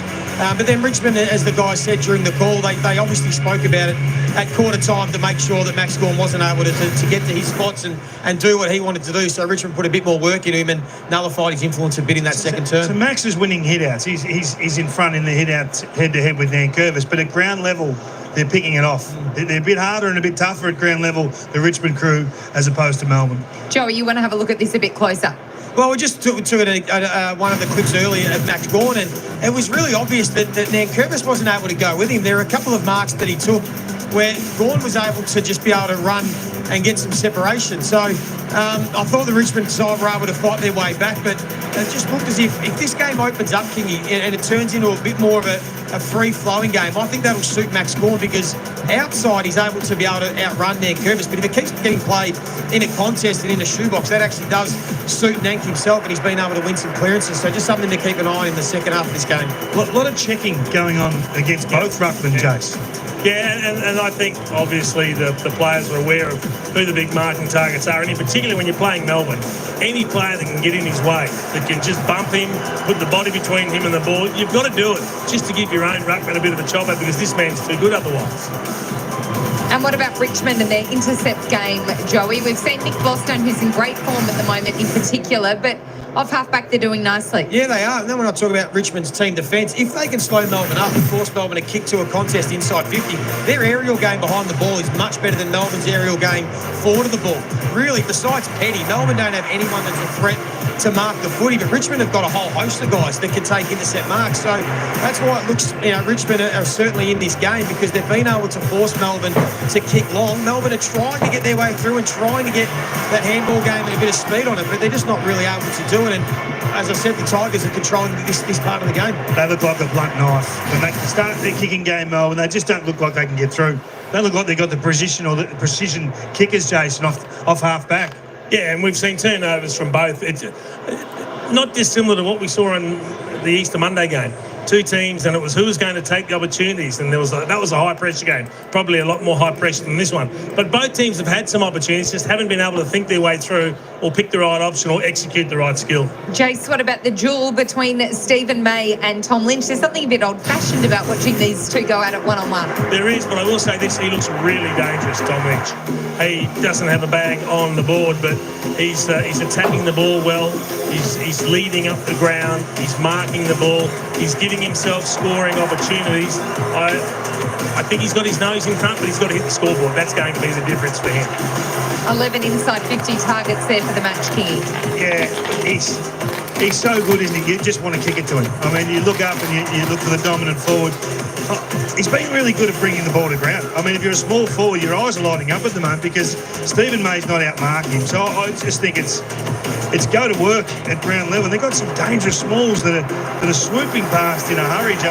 It looks like there's goals on offer for them. Yeah, they look threatening, particularly when they do go in the Tom Lynch direction. And for me, even watching tonight, it's just another great reminder, when he's fit and healthy, he is still an imposing target in the competition. And it's a good duel, but he still looks like he's got more in him in this second half and can be the differentiating factor for Richmond to win this game. So you have to do something different with Clayton Oliver. You have to put him deep forward or something different. He's had 5 touches in a half of football playing on ball. I know he draws a lot of attention, but when you're playing midfield minutes and he hasn't won a clearance, and he's had 3 kicks.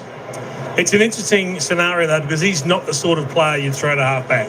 He's not the one that's going to distribute the footy from him. You talk about throwing him forward.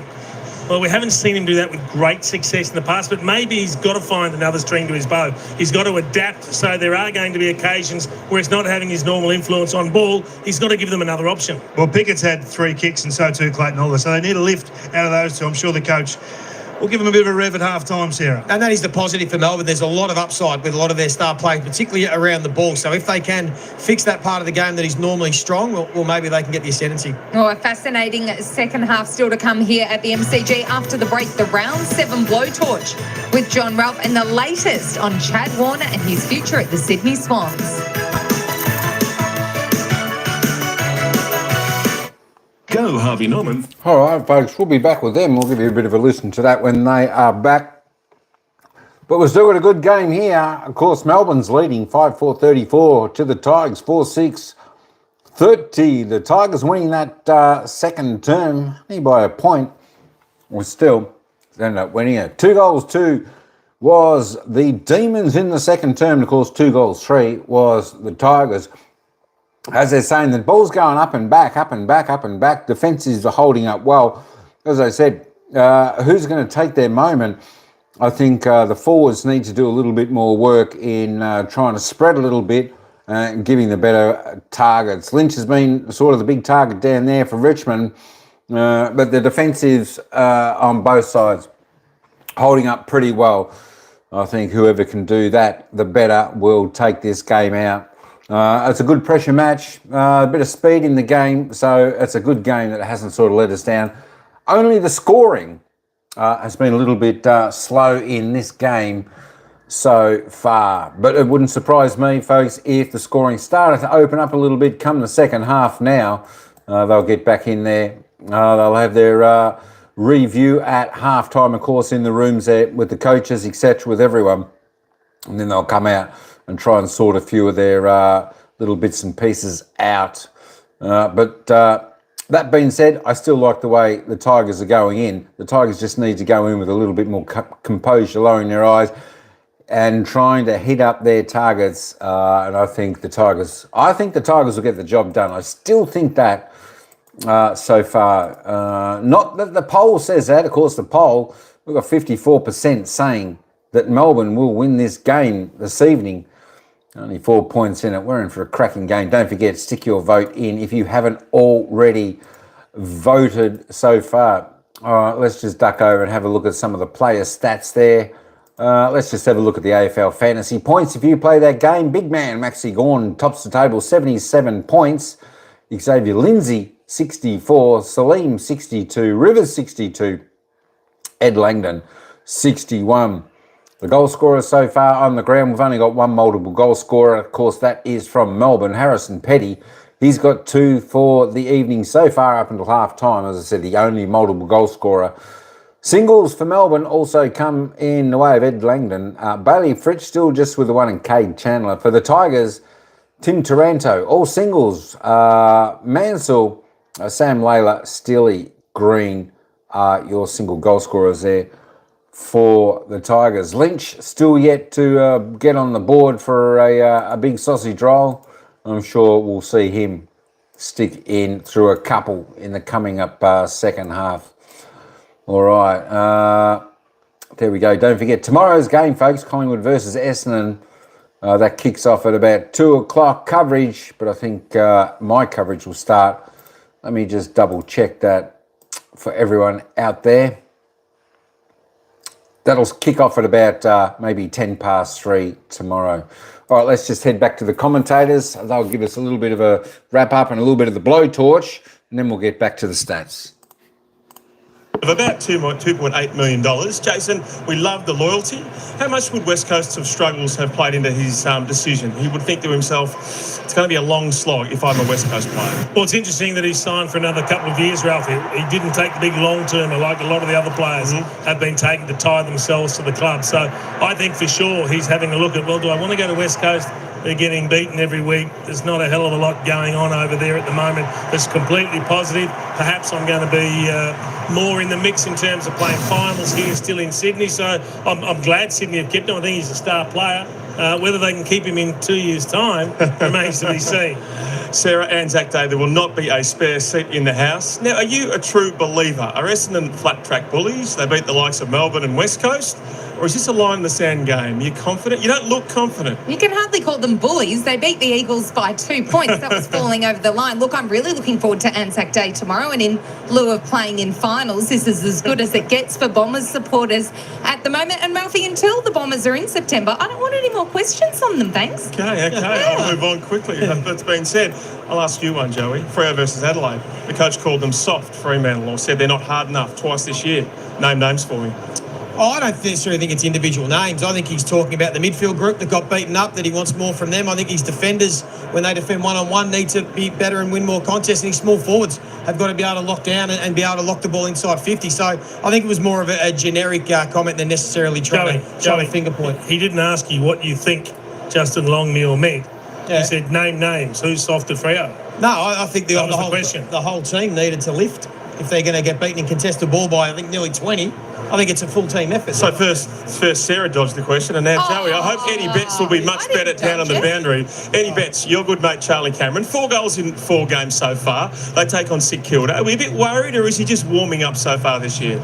I wouldn't write Charlie off just yet. You know, he only played the 4 games this year for the 4 goals. So this time last year he played 6 games and only had 6 goals, and then started to find some form. But with Charlie, he's got a big tank on him, so I'll love to see him, like an Isaac Rankin, like a Cozzy Pickett did last week, get into the midfield, get a touch, get your confidence, and then scoot forward, because we know that he's strong around the contest. He can take a grab and he can kick goals. So don't write Charlie off just yet. Oh, I like that. That's how you answer a question panel. Now, Brad Johnson, you're one of the great kick chasers of all time. So the North Melbourne mids against Port Adelaide, how do they get that balance? Not cheap kicks, not easy kicks, but the kind of kicks that have real consequence, really strong possessions. How do they do it? How do they do it, Ralphie? They double down, mate. They not the 1-2s, the 1-2-3s. I think they continue to downhill ski, maybe include the moguls as well, because you just got to go forward, go with speed. It'll turn your way as a player. Trust me on that. Joey, last one from me. Find a Carlton matchup for Patrick Dangerfield. We know, of course, the Wiedering's a bit proppy.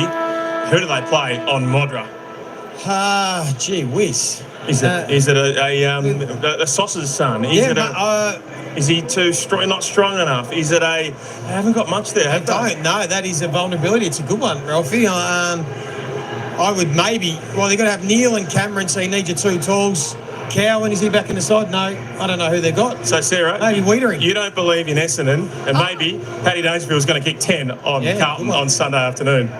Well, it's going to be brilliant here at the MCG tomorrow, Essendon and Collingwood. The weather might not be so brilliant. It's going to be pretty tough for the surfers down at Bells Beach as well. You can catch all that action on Fox Sports. All right. While we wait for them to come back and the footy recommence in a little over 3 minutes, where were we, folks? Let's have a look at the disposal getters, leading stats out on the ground so far. Christian Salen there, Trent Rivers, Ed Langdon, all with 15 apiece. Nice to see them all up the top. And of course, Jaden Short, that was for Melbourne. Of course, Jaden Short and Jack Ross lead the way for the Tigers, both on 14. Stephen May on 14, having to work a little bit down back there for the D's. And Tim Taranto up to 13, 6 kicks, 7 handballs, a goal. Let's just roll down. Christian Petrarca, let's have a look at him.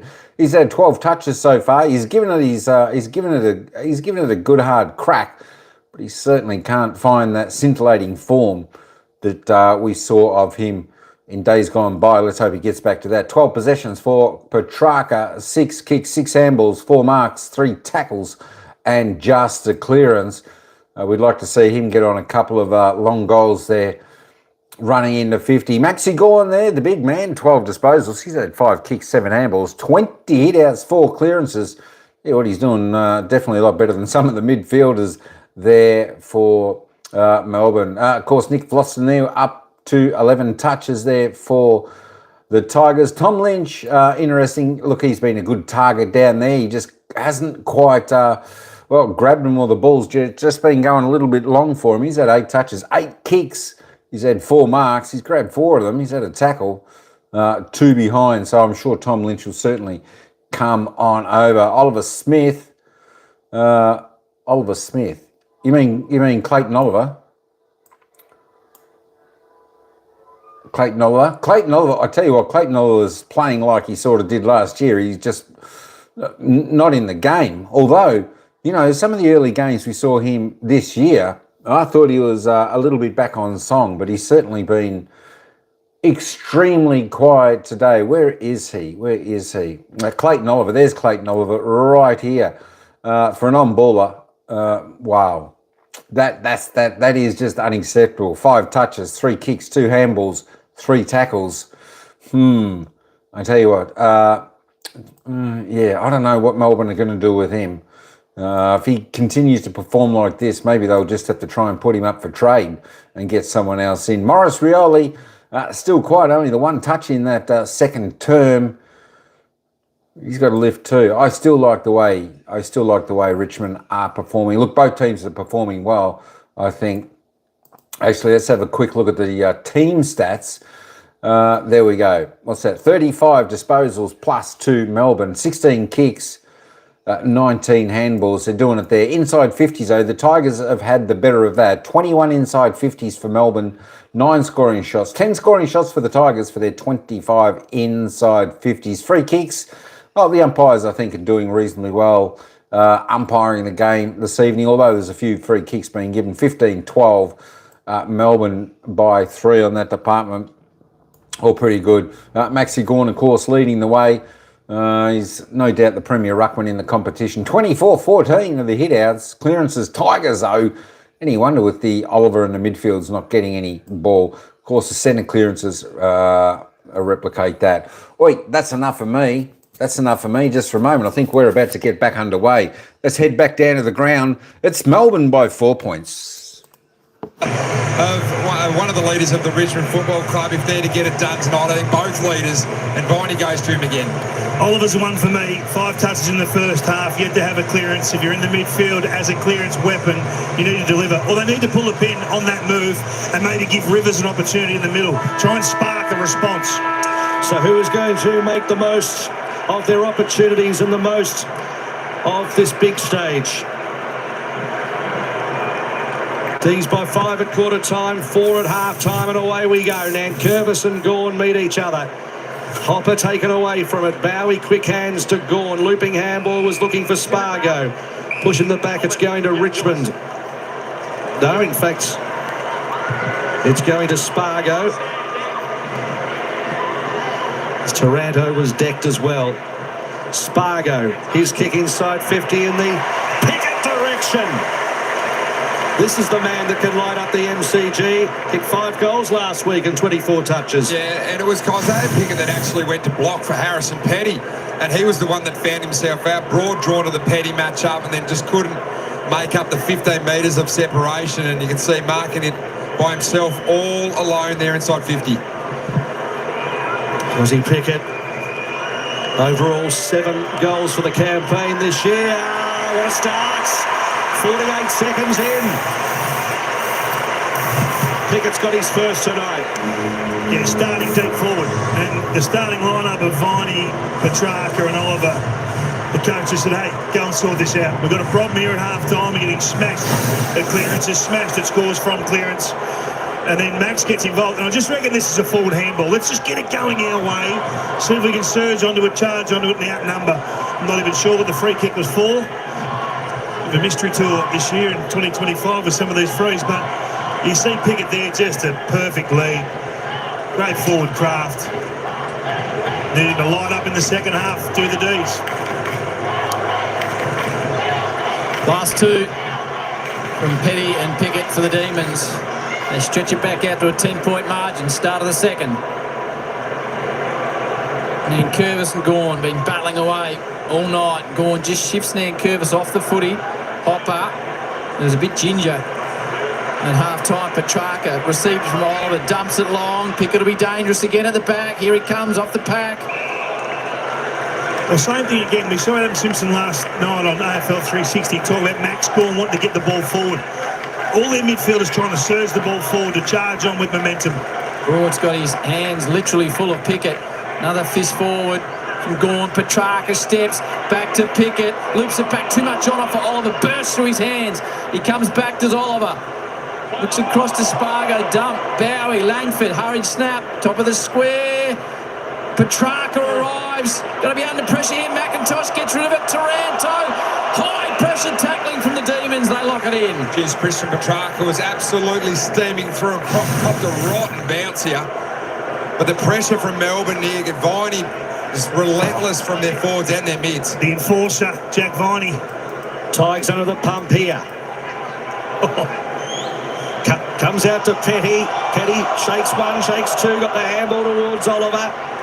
Spargo over the top, scrappy play. Hopper kicks straight down the throat of Lindsay. Lindsay with the sky ball. It's an up and under. Fullerton's underneath it, fisted out by Gray. Gee, Viney's put a couple in the crosshairs. Start of this third term, he's lifted some serious tackling going on out there. 9 tackles for Viney. Second best for the Demons is Sparrow with 6, and then Curvis with 6. So he's doing a power work. Is Jack. McIntosh toe pokes it out of defence, lands in a little gap. Lawler overruns it. Nicely mopped up by Taranto, having a good evening. Back to Lawler, ripped off the footy. Oliver, trouble here. Bowie, little slider. Petrarca. Campbell provide a good body, as does Pickett. Comes through like the proverbial. Going to be under pressure here. Mansell. Tiger defenders come to his aid. Yeah. Stacks on. And that Pickett bump's done some damage. Yeah. He's just trying to stay upright, his Tressais in the background there. Just trying to keep his feet. This one hurt. Quite a ferocious start to this second half. Gawn to the advantage of Langford, who gets it to McVee. Pops it up to the top of the square. Petty wrestling forward. Flostrom too strong in the air. As Howie called him the gatekeeper earlier on. As the general of the goal square for the Tigers. There's going to be a 50 there, 8 metres. Hands right across that forward 50. He's played enough football now, Tom Sparrow, to know you've got to get that ball to ground. You've got to get another opportunity at ground level. You just can't let Floston intercept mark like that at the top of the goal square. Campbell Gray, his first ever game of AFL Then Miller pops it to the wing. Ralph Smith. A lot more fun playing in front of 70,000 for young Gray than an electrician, I'm tipping. Ralph Smith's kick to half forward. Another one of the young guns in full. Joddy Full, he's only his third game of AFL. Swings around towards the pockets. Chance for Lynch, couldn't quite, and Taranto runs it out. They're both key forwards there for Richmond, trying to edge their Melbourne defenders under the ball. Full did it well, and here's that bump from Pickett. Just bodyline the ball and got Trezise, a beauty. Oh, that hurt. Pickett and bumps, Kingy. Quite the combination over the years, as you would well and truly be aware. Nankervis, McVee, Oliver, got one high against Mansell. And that's great to see. That's what you want to see from Clayton. Unfortunately, that's the sort of ball he has to win for the Melbourne Footy Club. Head in a hole. 8 disposals for the night.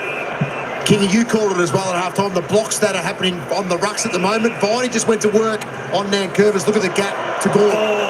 Gee, Taranto took care of his man, Viney, and they might just start to get a bit of angst in this game. Oliver comes in to remonstrate. Surprised no one else did, because he was met hard, Viney. I'm not sure what's wrong with it. It's one way to shake the tag anyway. Viney drops it forward to Gawn. Just worked underneath it by Nankervis. He's infringed to Big Maxi. Blue and red jumper steam forward. Gee, landed hard, did Viney. He landed hard, but it was just a spoil. Okay. Up and under from Max. Petty will fly, gets front position. Going to be under pressure. Melbourne looking to get a bit of a gap here. A few decisions going against the Tigers here. Just got to be careful they don't lose their way and give away one at a forward 50 stoppage, resulting in a shot on goal.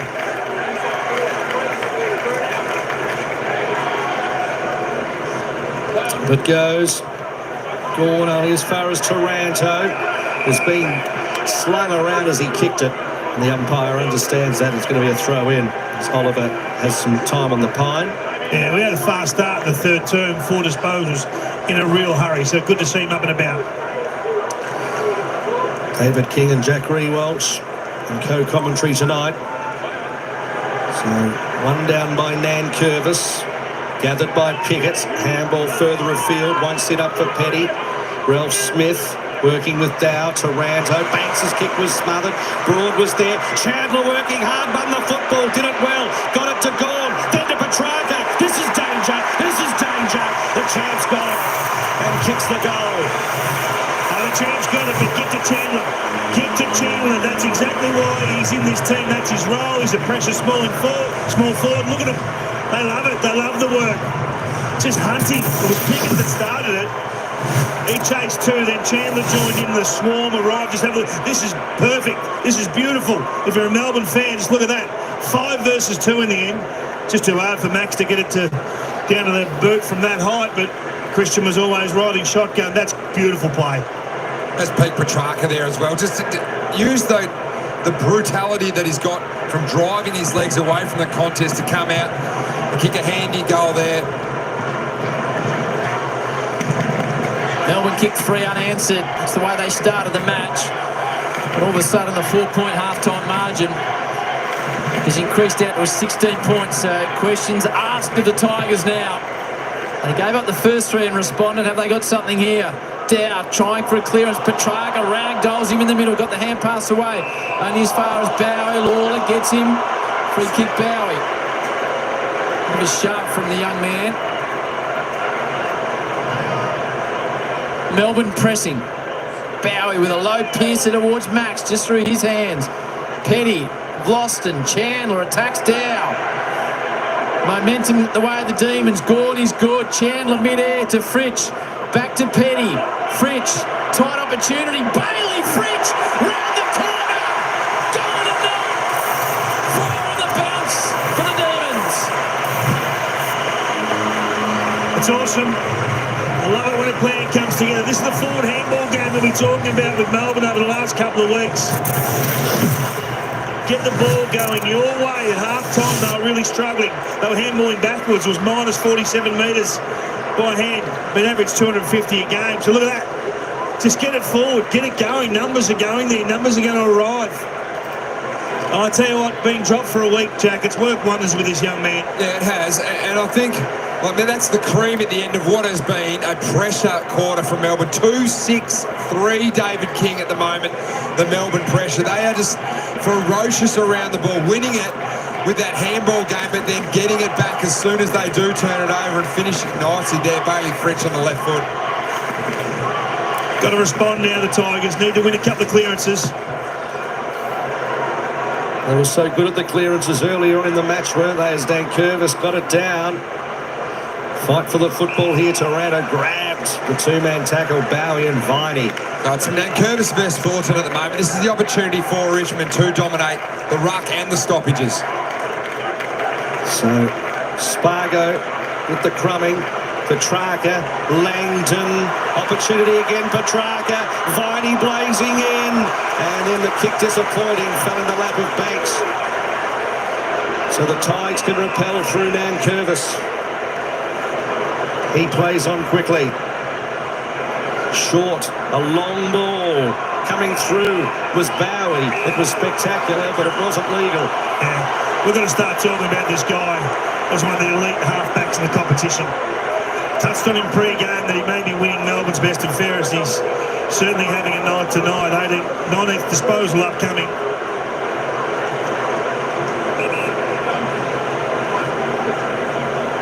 It's 4 unanswered. Could have been 5 with the Viney attempt. Melbourne out to a game-high 22-point margin. What do you want to see from the Tigers, Jack? No, I just think at the moment it is the bump on Bowie and Jonty Fall. Just got to throw some sort of punch at Melbourne. So whether they bring Lawler up around the ball, we haven't seen a lot of him tonight, making sure they can get something out of their young star. Opportunity for the Tigers. Hopper just misses the mark. He's got enough support through Shaw. He gets around Petty, wants the corridor, nothing on. High ball. Lynch, can he get himself into the game? McDonald, strong mark. Stephen May's going down, grabbing at his right leg.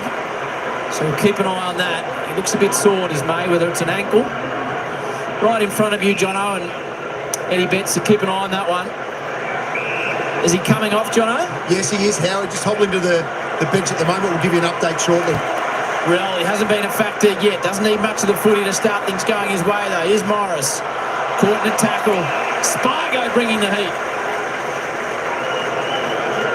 I think for the Tigers, they've probably struggled in the air. You see Jonty Fall has been caught at the back, and here's the injury to Steve May, just a twist of the ankle there. See the right foot just rolls over. And usually strap those up and get back out there. Kick inboard. Mansell has a fair bit of it.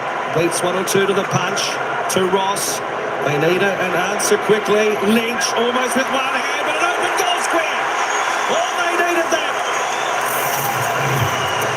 Lynch with the goal. And that's a good answer. And there you see his direct matchup, Stephen May on the bench, getting his ankle looked at after turning it over in an aerial contest, and it was McDonald that was caught on the big Tiger deep forward. Had a bite of it early to catch it one hand, but then finished nicely at ground level. I like the decision from Ross to just get it to the key forward. Just get it to the big man. They've serviced him really well. He could have tried to create and done some different things. Run, that little handball there to Campbell was probably on. He decided to go to the big man to pay dividends. And you've been asking for the kicks inside 50. We said it a lot in the modern game, just bombs inside 50. That one had a bit of penetration on it there. You can see the Stephen May injury again. But that kick from Jack Ross, his kick to the advantage of Tom Lynch, gives him the best opportunity to have the first crack at marking it. Doesn't mark it, but is the first player back on it as well, which is a skill that Lynch has had. The answer the Tigers needed as May gets a little bit more work. Got Gawn v McIntosh in the moment here, in the middle at the moment here, so advantage Melbourne in the ruck big time. Need to hold their sweeper here. Max will almost certainly hit this forward.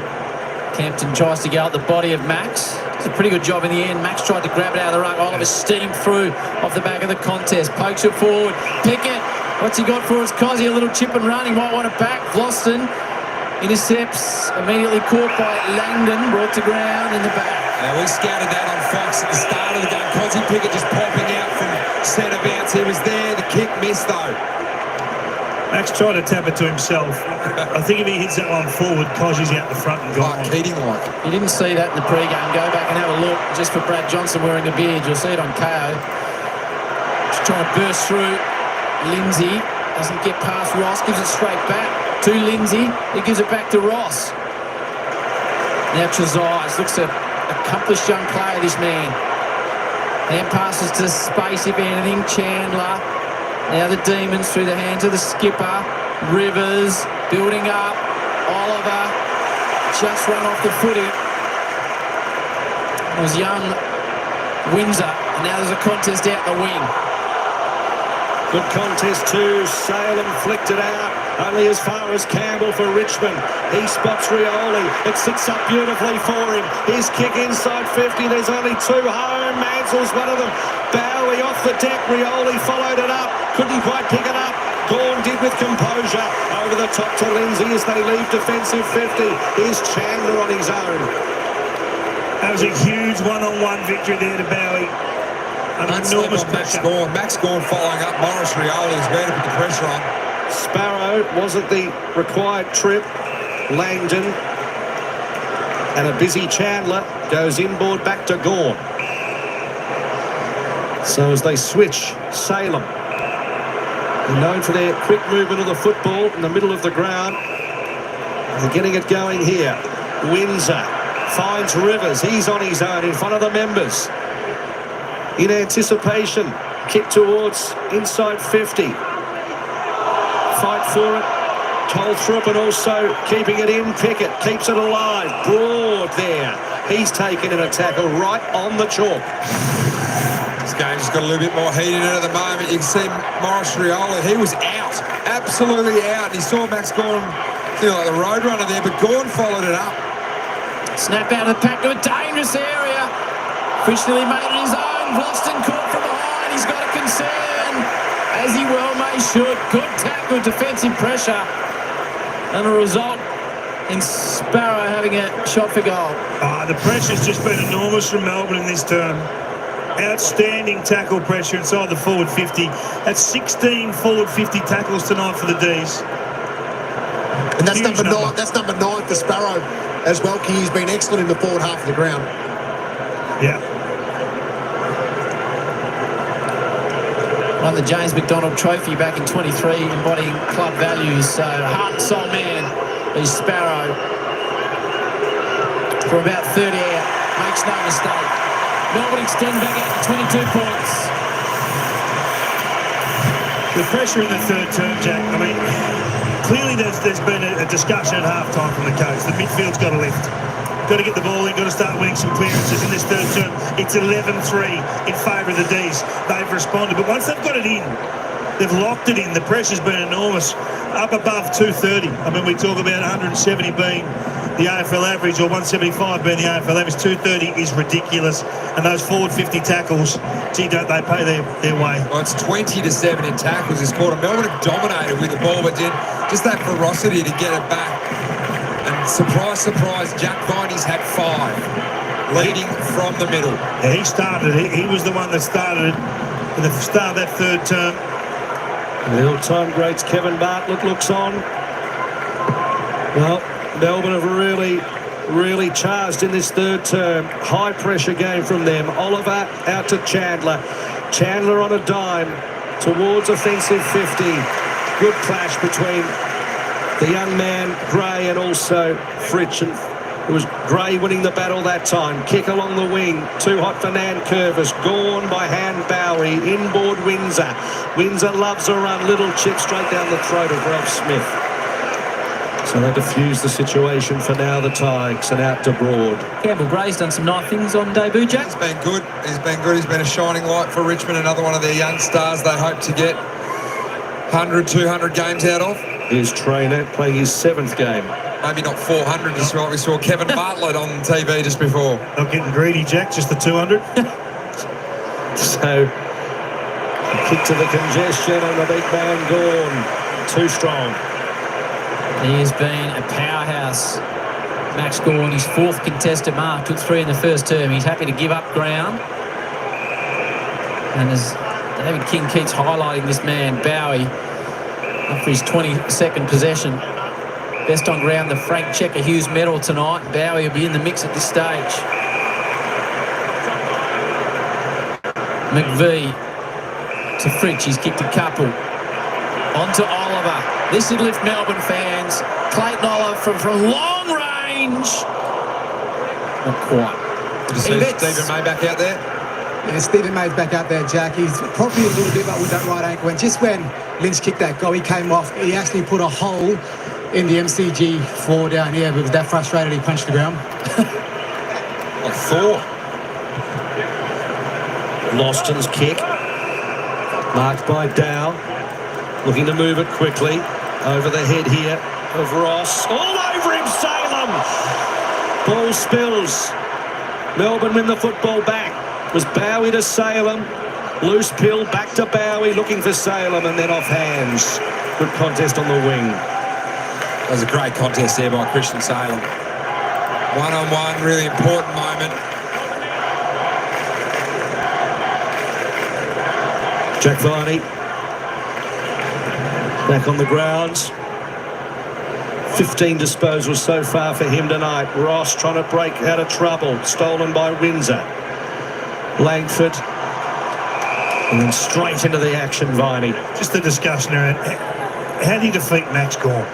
I mean, you have to change so much of what you want to do as a team to go around him or to try and rove to his tap work. He's just a one-man wrecking machine for most games. 22 disposals and gaining 25 metres with a tap forward there, Big Maxi. Dow's going to be under pressure from Langford and Langdon. The Langs combine, Broad, Langdon, Petrarca, Ed on a dime. Sparrow, nice little step to create a bit of space. Petrarca, it's a good build-up. Langdon's been in it from the start. Gets within 45. Spearing, centering ball to a dangerous area. Mark taken by hand the curl of Tolstrup. 25 out. It's good the handball game. Christian Petrarca's leading the way with it as well. Just can't get their hands on the ball, the Tigers. Just getting smashed at clearance this term. That's 13-3. So too the inside 50s for the term. Their back's just under siege. Colton Tolstrup out of Esperance in WA, pick 13 back in 2023. To kick his first goal of the season. 5 for the turn for the Demons. Enjoy it! And stepping away now, Brad Green, the president, looks on with a smile on his face. 29-point margin. And again, a nice little kiss. Dished off. Second time I've seen him do that tonight, Jack. It's Merv Hughes stuff.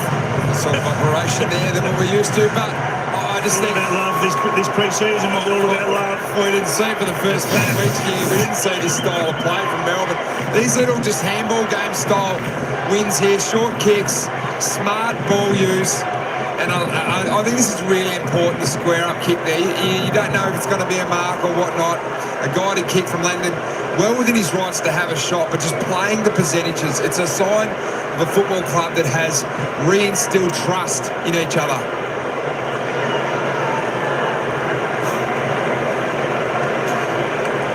So Tolstrup goes back and kicks his 6th goal in AFL, the 19-year-old. Gorn and Oliver working in the middle. They win it out to Petrarca, who fumbles. McIntosh, quick kick, Hopper inside 50. Fall is there. Got a fair bit of it. Takes it to grounds. And a ball up. Good learning curve for Jonty Fall's probably been caught behind a little bit too much in this first half. You can see Tom Brown there at the sub. Get down to the boys soon to find out who might be coming off for Tom Brown. Size to short. Skies one towards full forward. Falls at the back. Lawler flies. But what about May? He has had that slight injury beforehand, and he's gone up to take a beauty, one of the marks of the night. Bowie at half-back has plenty of time here. And then his kick looking for Pickett just falls inside the boundary line, does it? Yep, and it was out. Clayton Oliver's 10th disposal for the third term. Working hard, Clayton. Game high 29-point margin. 5 goals to 1 for the term. It was 4 points the way of Melbourne at half-time. They've extended away nicely. All to be done by the Tigers. It did come from a long way back against Carlton. Lawler. Taranto overruns it. Melbourne with the answers. Bowie. Possession number 26 now. Leads all comers on the ground. He has been absolutely fantastic. Chandler. Kicked a goal in the opening term.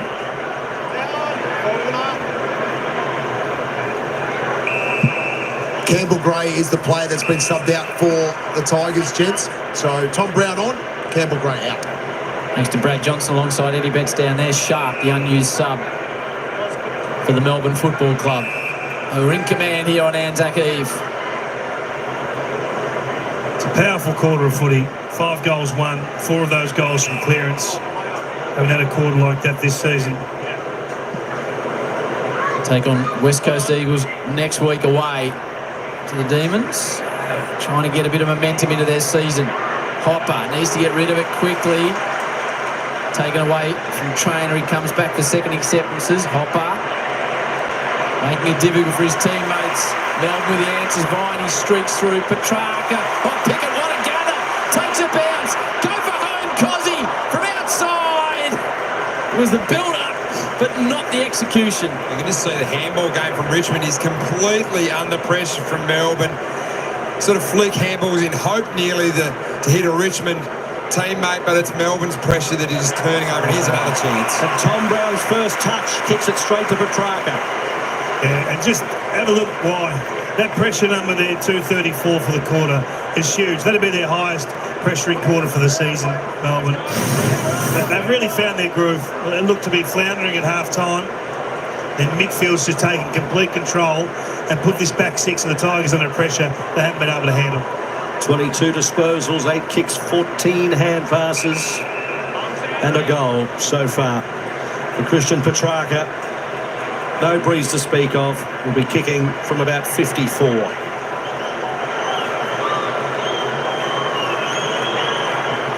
On the runway, Christian Petrarca. It's going to be a great attempt. It's a goal. Big stage, big moments. His second.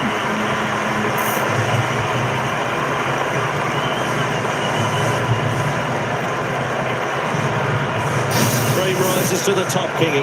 Yeah, it's one of the great traps in footy when you think you've got an obvious target when you're kicking the ball in and they're just stalking. They just know where it's going, the good ones.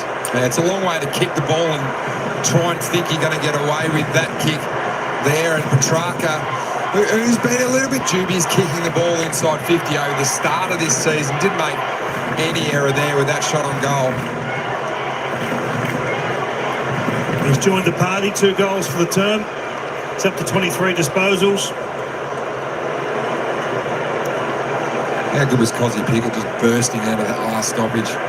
6 goals to 1 for the term, indeed. They've kicked 7 of the last 8, Melbourne, to go out to a game high 36. Oh, so plus 32 for the term. Little investment there from Nank on the into the back of Max. He's not real happy with that. Camden has a chuckle. He's always laughing, Campbell, I think.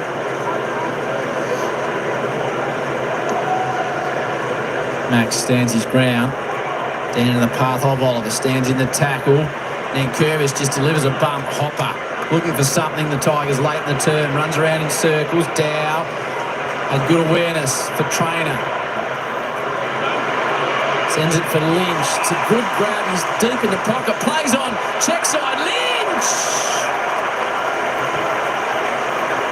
Yep, that's how Tiger fans are feeling at the moment. Hands just on their head. Yeah, hands in their head, but they know what's happening at the moment. They're aware you're going to have quarters like this in the rebuild phase. A lot of youngsters out there tonight, Jack. I think you said 6 under 20 games. 15 games. Under 15 games. So they know you're going to get... First half are seriously impressive. They're in for the fight, but the D's cream has risen to the top. So Windsor. Ball in the Gorn direction.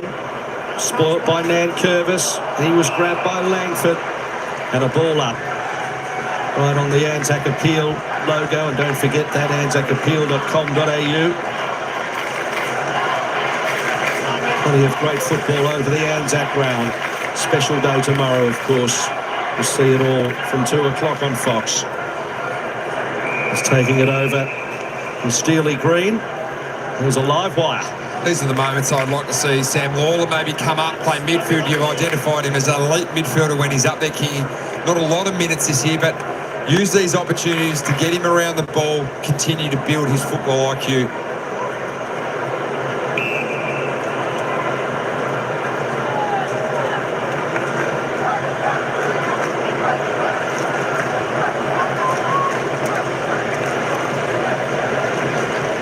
Oliver, flick out to Gawn, Langford, probing ball, Petty strong, plays on towards the pocket, looking for Tolstra, 19-year-old can't quite grab it, Pickett, this would be something!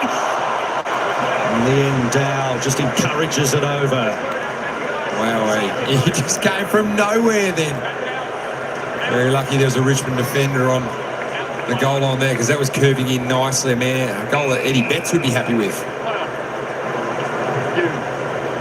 He was pretty quick to hand a foot there too, Jack. It really was. Nice contested mark from Lawler. I thought it was going to say he missed. I would have kicked that.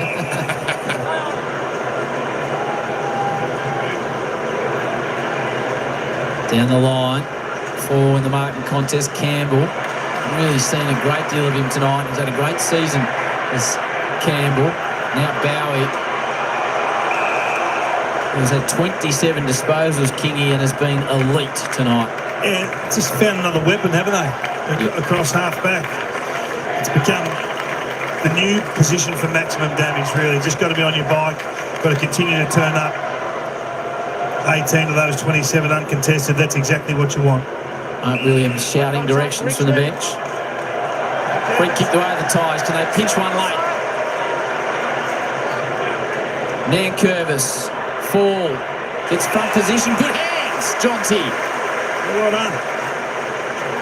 He's got his hands to a few tonight, just hasn't been able to clunk them. Has been caught out the back a little bit. Against a very good defender in Tom McDonald, but here, I think Toby Nankervis got it in before Max Gawn could get back there. He's got Judd McVee at the moment. Jonty for a nice clunk for a player that the Tigers have plenty of high hopes for.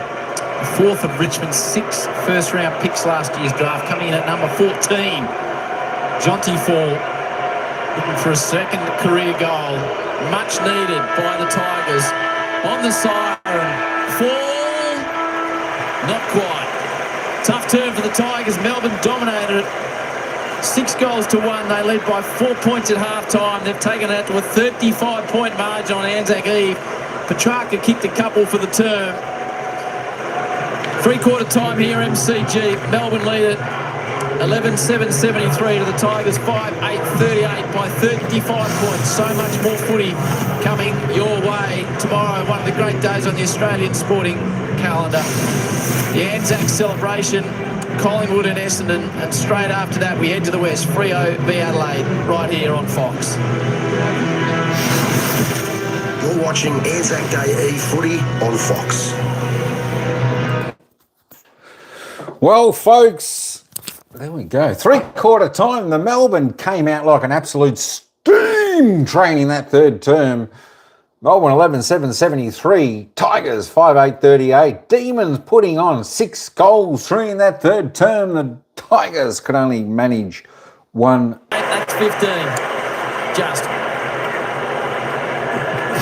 What Max Gawn does to a game of football just separates the game. That's the difference.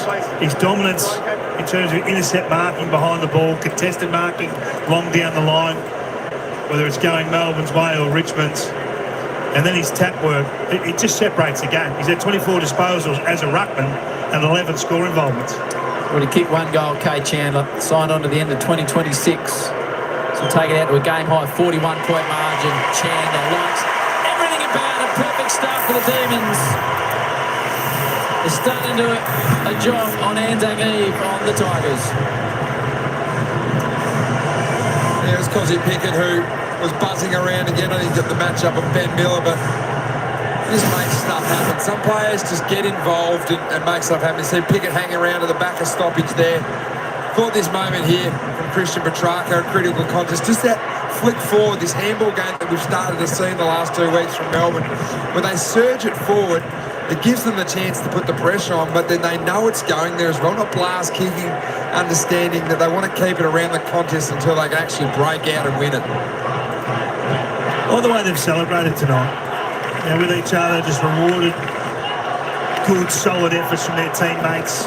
High fives, the odd kiss going around. You liked a couple of those from Nicky Martin, Kingy?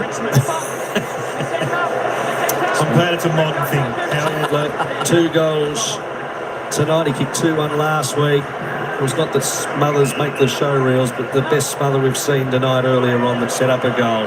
So Hopper takes on his man, kick inside 50. Now Curvis in from the side, but Rivers read it the best. Never kept his eyes off the football. Goes short to Bowie. Out to May. Moving to Sharp. Who's given the free kick, advantage paid. Kickett's spears one towards Viney.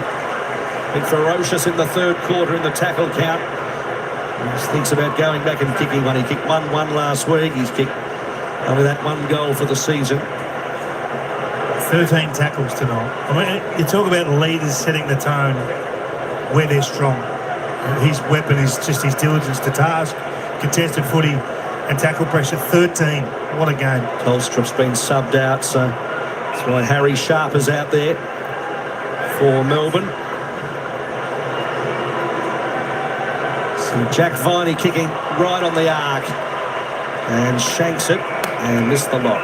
A little comfortable there, Jack Viney, around sort of 50 to 54 metres. Fantastic, vintage Viney tonight. His father, Jack, played 233 games for Melbourne top. Jack's on 226 tonight.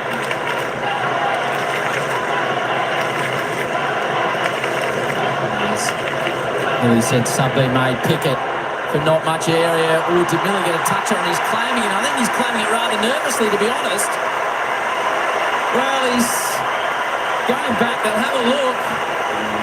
He thinks it's touched. Yeah. I'm not sure Miller wasn't trying to pull a Swifty. He looks like honest Miller to me. Okay. Well, I won't put it in the book then. No, don't ruin your record just yet, guys. Okay. I think he got a glove on this one. But again, it's that power from stoppage. There's a couple of free players to stoppage here from Melbourne as well. Yeah, and I love... Oh, that's from Mac. Yeah, how did he go?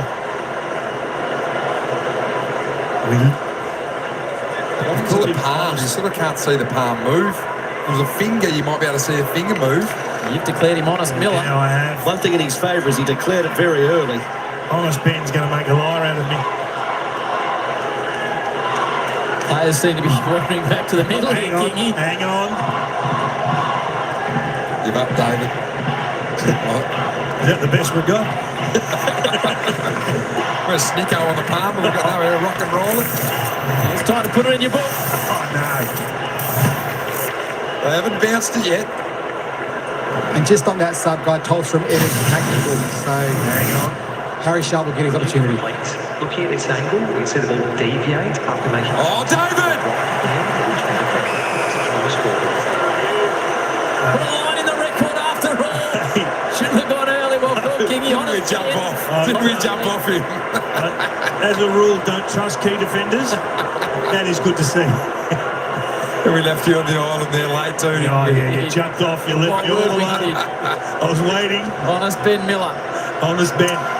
And thanks to Eddie Betts for that update through all of that as well, as Floston brings it back into play, just letting us know that Tolstrup was a tactical sub. So Harry Sharp on the ground. Dow has the football. Kick attracts attention. Lynch has got a fingertip to it. May pummels the handball out to Sharp. Runs into a wall, evades it eventually, and then spins one towards half forward over the head of Langdon, and too quick for Fricks and out. Melbourne take on West Coast away next week, then Hawthorn. Brisbane away. Richmond have got Hawthorn, then the Eagles, then North Melbourne. Gawn has been outstanding tonight. Lawless kicked a nice goal. Then Curvis, Ralph Smith. Barrels it the best way he can out of defence, looking for yardage. McDonald, important tap. Bowie, what a night he's had, 29 now. Melbourne go inside 50 again. Fritsch will be dangerous if it falls to ground. Vlosten stands up in the tackle. Dow won't have long. Hand pass, Short does well. Little along the ground job. Getting hassled was Ross, he'll get the free. If it's going back one further than that. To Short.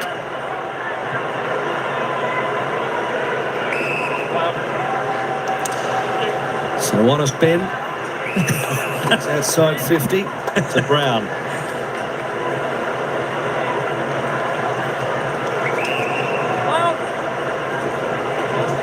Brown's kick down the line.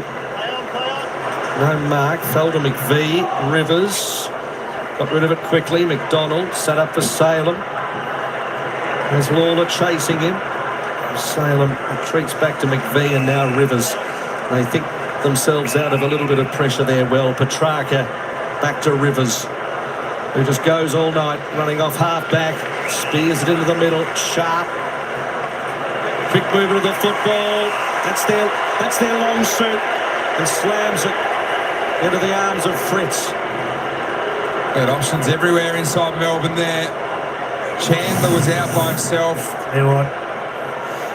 The late Danny Frawley be really happy with his spoil there, and then landing on him. That's textbook batsman play. It's a golden fist nomination right there. But you're right, I mean, they've had their way with them in the last 30 minutes of footy.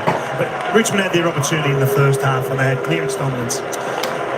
Bailey Fritsch, he's touched it 5 times tonight. He's kicked 2. This will be from just inside 50 with minimal angle. Not that time.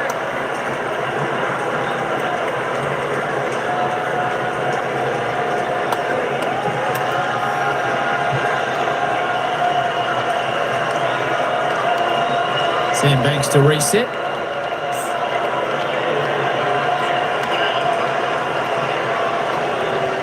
Takes a casual bounce.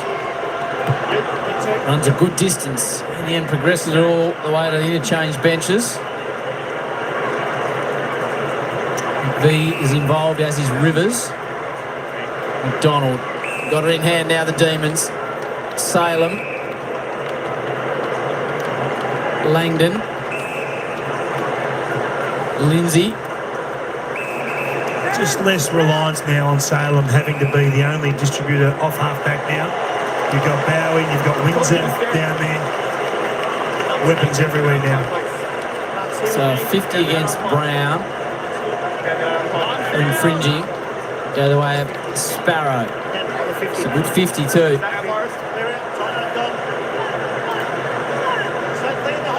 Sparrow kicked one in the 3rd. He gives it off to the aforementioned Salem. It'll be on his distance. 26 goals in 182 matches. Doesn't look comfortable with the distance, so pops it to Big Maxi and Nankervis. Good battle. Hopper. Vlosten. Little sidestep. Josias has got a job. Up to most jobs, the young man. Now he's just hassled wide. Just lands it in the field of play. That's just what Richmond haven't been able to do tonight, is that transition the ball from one end of the ground to the other. Currently on track for their lowest scores from turnover.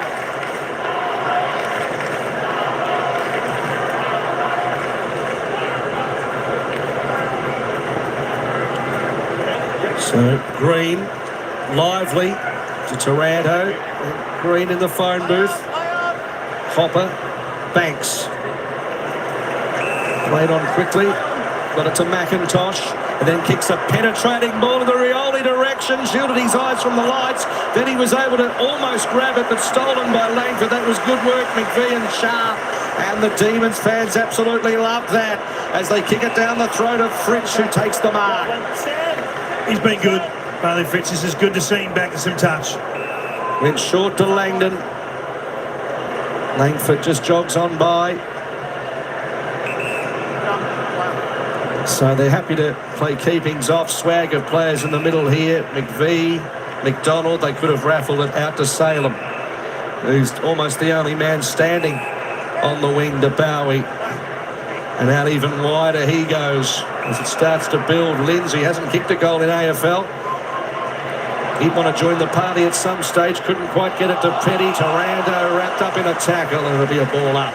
It's another one of those forward 50 tackles is that Melbourne have been able to keep it inside there when they've taken it inside 50. 62 to 34 inside 50s. Sorry, 44 to 34. Gone. Just laid it into the path of Pickett. And then Curvis. Busted out of defence. Rioli had a hand on Windsor. Umpire was right in position to see it. Caleb Windsor looks down towards Fritsch and gone. Oh, Big Maxi! He's had a night. What a player. What a star of our competition. It's worth coming just to watch Max. How hard he works. Forward of the ball, behind the ball, everything the team needs. And if he can just get a mismatch like this, it's game over. This is the hard part for Max, knocking him through. This is where he's good from, though. I Isn't he? agree, He wheels around a little bit, Jono. I agree. He loves this spot. This is his favourite spot to have a shot. Okay, you two. 5 contested marks. Confidence from Rewalt and Johnson. You know what happens here? So much from King. Max Gorn. Just tugs it a touch. Good strike. Johnson's curse. Jack's going about 5%, I reckon. You see Max there. It's just his work rate. He's just broken neck. He just can't go with him there, Curvis. Not many can, to be fair. So Miller pummels the ball outside 50. 4. Third game of AFL competition. The boy from Ballarat kicks it to half forward. Lawler. Some of the youth getting involved here. Little chip Broads.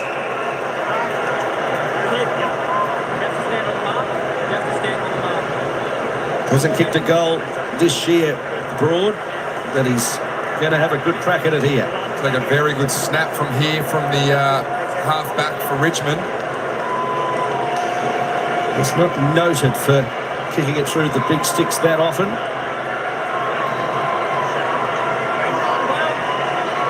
Can he reward some good movement from the youngsters? And he's missed the lot. But we talk about those 6 players under 15 games, Jack. I mean, it's valuable game time for them on an occasion like this, isn't it? Yeah, it is. They've all done good things. It's good to learn to play on the big occasion. A bit of a different pre-game. You're out a little bit earlier, but like I think they've all had moments. But I look at the D side and think like there's some young stars from Melbourne that are going to stand up in these games going forward for them too. Max Gorn comes to the bench. He won best on ground, the Checker Hughes medal last year. He'd be right in the running, Kingy. He won the 2016 one as well, so he's won a couple. You'd want to have a good case to vote someone else in front of him at this stage, I'd say, Howie. So he might never vote again, in other words. Okay, pretty direct feedback. Viney, forward by hand. Had a bruising night, just as laid tackle after tackle as Jack. Brown inches it forward. Good grab on the lead by 4. Done some nice things. You want to see him get a bit of reward here. They've worked really hard, the Tigers. Doesn't get the reward, kicks into the man of the mark. Comes back to Jonty. Real high entry. Lynch, May, probably taking the points in the end to this point. Stephen May, and it's across the line. Been a ripping battle, that, Jack. Have you seen it, Lynch versus May? No, I think May certainly got the points in the end. Lynch had his opportunities early and just missed, unfortunately, with some marks inside 50. But the battle we've seen for probably a decade now. So Lynch in the ruck, little nudge, and then skies it towards the top of the square. Fall's got a couple of beat here, punched away by May with interest. Both leaving the Gold Coast 2016, I think, and then resuming battles on ANZAC Day Eve, and great servants of their football clubs.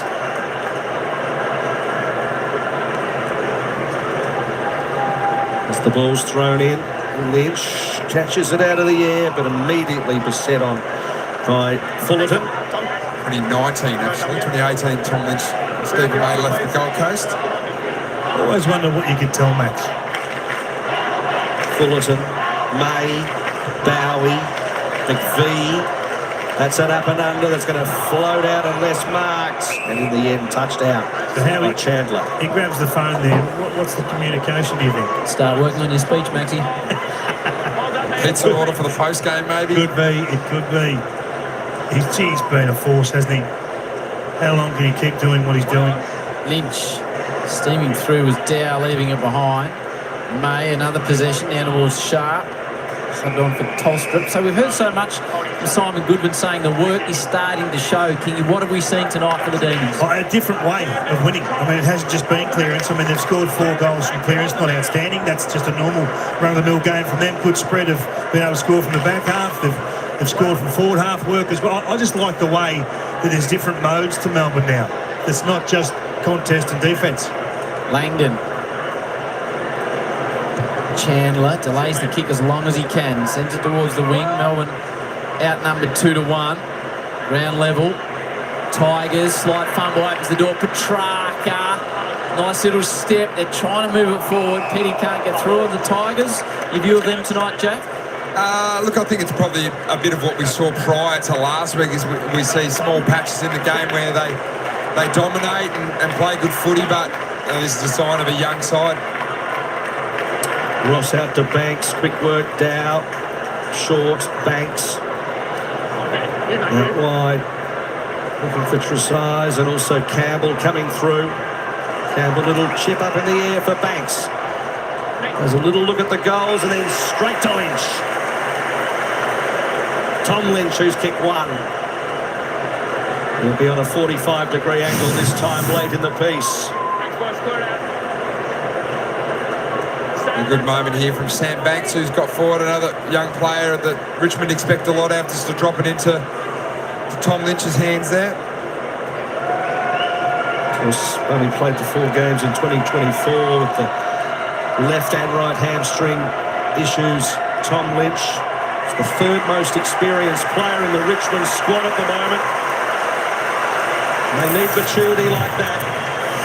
He kicks his 2nd.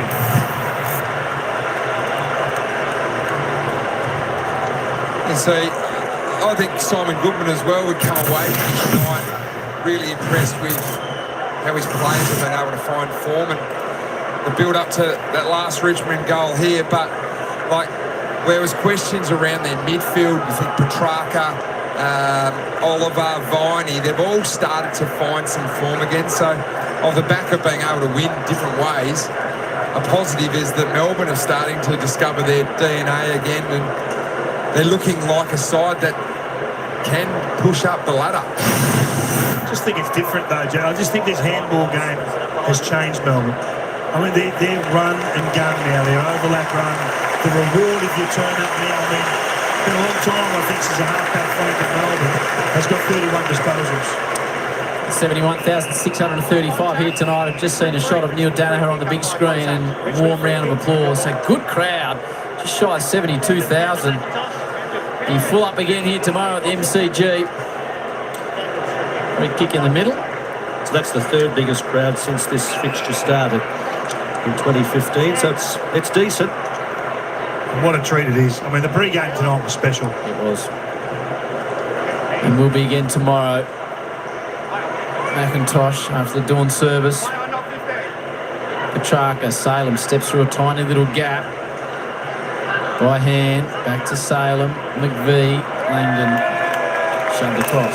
Yes, it's always well observed, that ceremony, isn't it? In fact, the horse always gets me on the night like tonight, because we tend to forget that 8 million horses were lost in the First World War.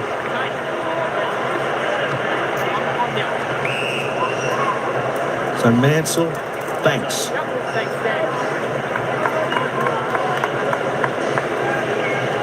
Too far out to score.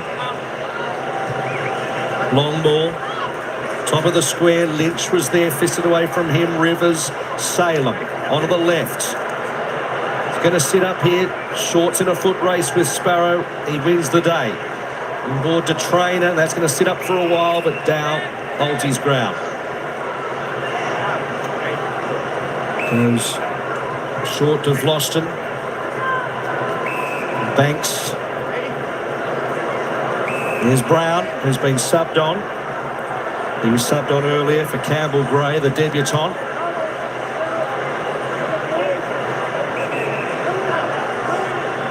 And see, man of focus. High ball, long ball. It's floating, it's going. It's going to land right on the line. Someone's got a boot to it. Lynch is claiming it. Lynch is claiming a boot to it. Stephen May didn't want to bar it. Is it honest, Tom, or not? It came off the Richmond beach. There's no honest forwards. You claim them all the time, Howie. Four of you, umpire's call is a goal. Please confirm it came off. Review underway. Well, it's come off his boot, but a metre over the line. Oh, no. The deft hand of Stephen May there. Review complete. Looking at this angle, looks like the ball comes off the Melbourne defender's hand last before crossing the goal line. Decision on the scoreboard. Honest Ben, not honest Tom. Nah, that's just the contrast between key backs and key forwards. It's always been that way, and it will always be that way. Happy to accept it too, David. Stephen May was pushing that it was taken care of by the defensive unit. Salem. It's a good night for Melbourne. First win last week. They win again tonight. They take on West Coast over in Perth next week. Trying to get some momentum into their season.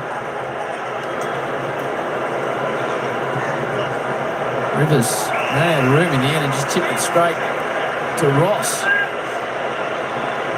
Hard worker. Slides it to Lynch. May is filthy. He's off the footy. He's disappointed to give up the last one. He's furious that his man's free here. And he's worked hard, Tom Lynch. I really admire the way this guy just keeps pushing through. It's tough to be a leader at Richmond at the moment, but you've got to play the full 120 minutes.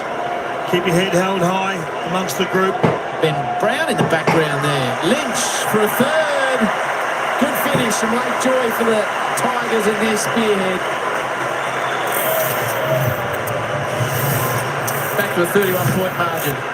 And 3 goals, 3 is a pretty strong night. I mean, your team's kicked 7 goals, so he needs to continue to work hard. Yeah, the game's dead, we know that, but when you're a leader of a football club that's going through a rebuild, you've just got to make every post a winner, albeit even just for your own personal satisfaction. And it's important that you don't get an absolute blowout as well. So without Lynch tonight, you'd think Richmond would have struggled to put 5 goals on the scoreboard with what we've seen so far and been beaten comprehensively from Melbourne. 31 points is not 60, 70 points where it can really sink.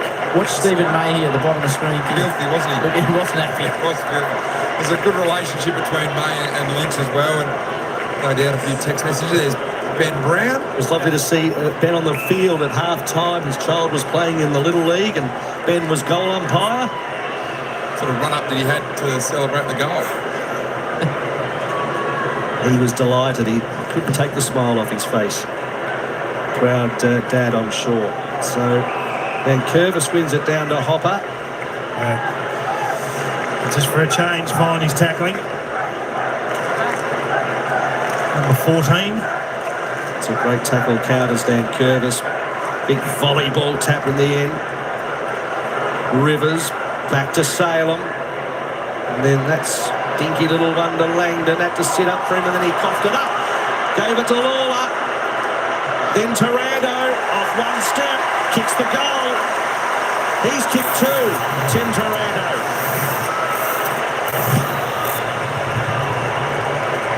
So plenty of respectability for Richmond late in the piece here.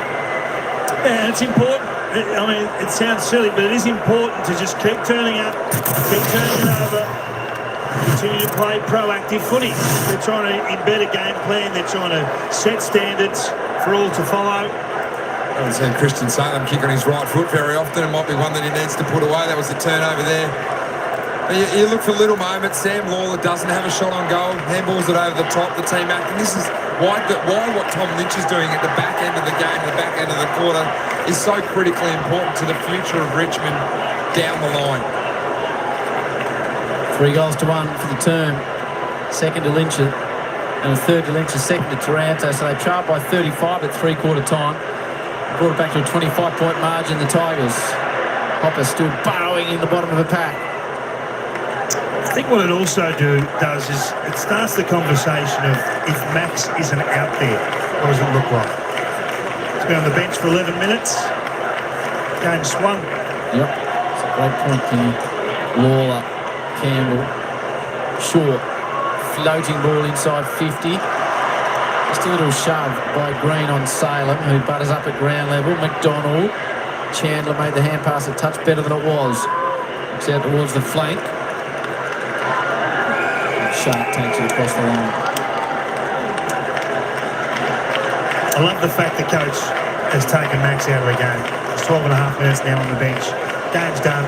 Protect the aging warrior.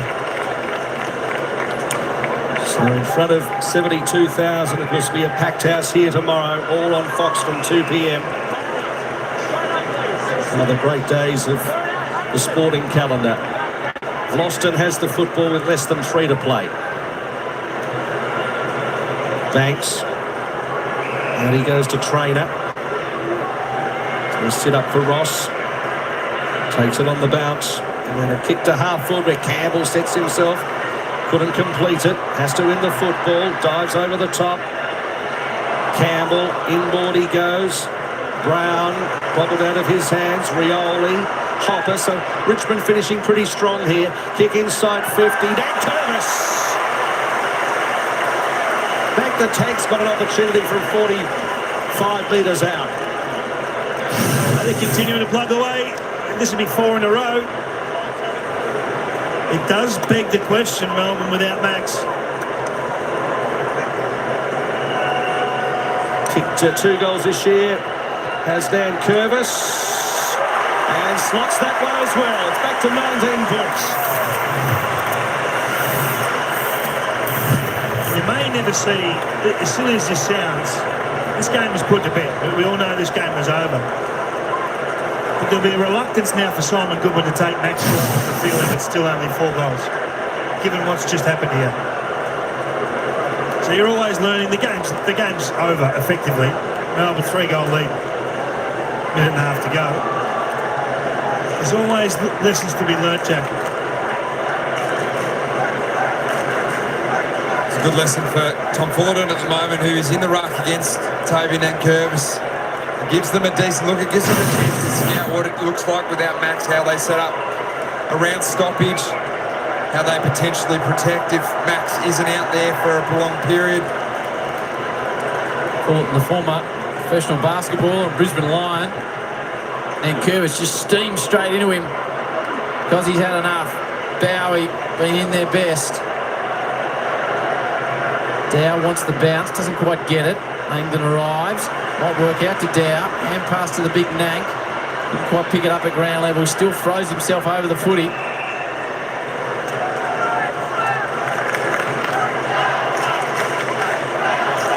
.35 deficit for Richmond at three-quarter time. They brought it back to a 19-point margin with the last 4 and a 4-goal-to-1 term. Pickett worked his way into the game as it continued, not the distance. And just check sides around the boundary, down towards Petty. Free kick to Miller. Yeah, he appealed for the free kick and he said, well, you're honest, Ben. Absolutely ignored it. Vlosten, Miller working in concert with each other. Floating handball, too long for Hopper. Pickett snaffled it away. Langdon back to Pickett. Here's Fritsch on his own. Fritsch can keep running. Eyes up the big sticks, loads up and slams it into the post. Love to see him pass that one off. Spargo wasn't happy, was he? No, and when you're trying to just re-establish yourself back into the team, there's nothing wrong with giving one away. Chazais. Centre wing ball.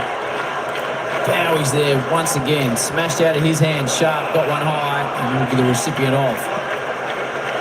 That's really important now, I reckon, for Bailey Fritsch. Because that's the thing that people bemoan of him is that maybe he is really focusing on the goals. I reckon Simon Good would have loved to seen him pass that last one off. Sharp. Nicely taken by Brown, the sub. She goes across to Dow. Miller. 20-metre handball to short. Got a man on his hammer. Melbourne on the back of Max Gawn. Have an ANZAC Eve win. 2 in a row, the Demons. Momentum into the season. 20 points over the Tigers.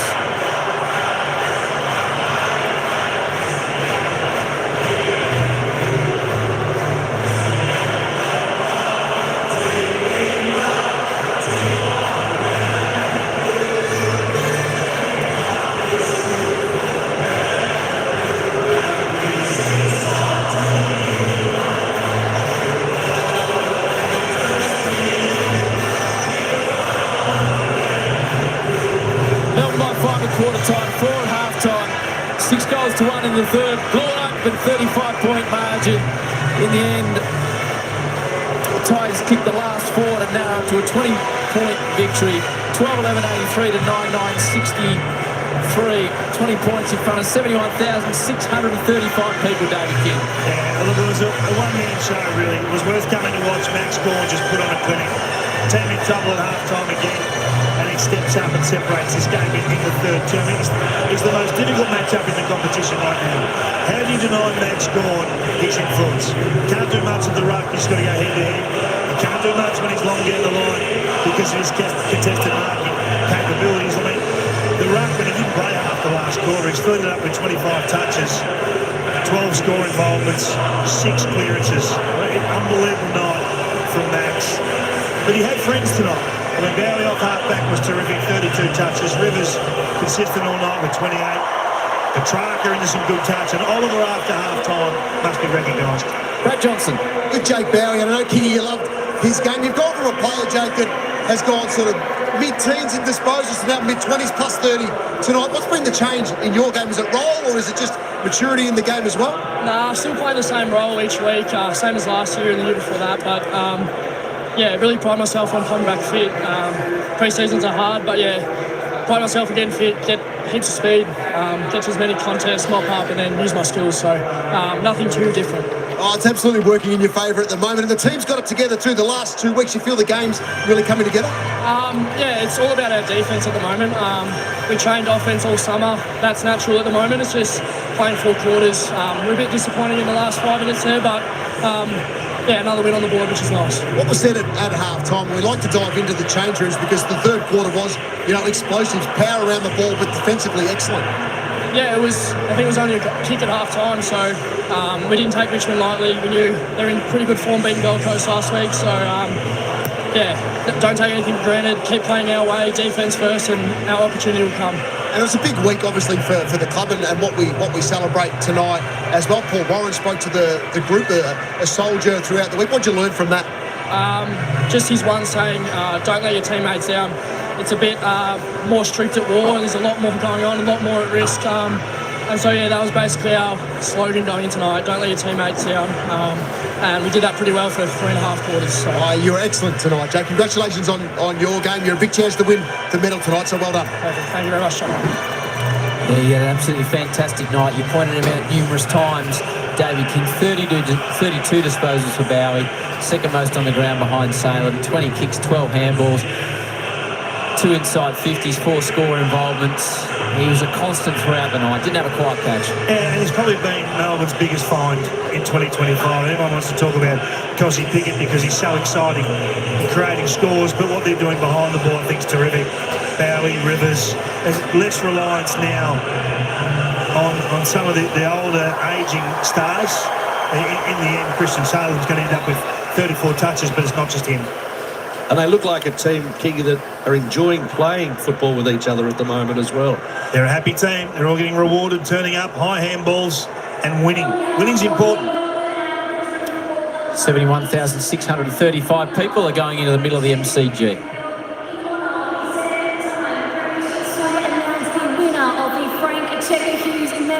In honour of the 7-time Premiership player, coach and World War I veteran. Awarded to the player judge best on ground. The medal tonight will be presented by great-grandson of Frank Checker Hughes, Michael Allen. Please join me in congratulating the winner of the Frank Checker Hughes medal tonight is Max Gawn.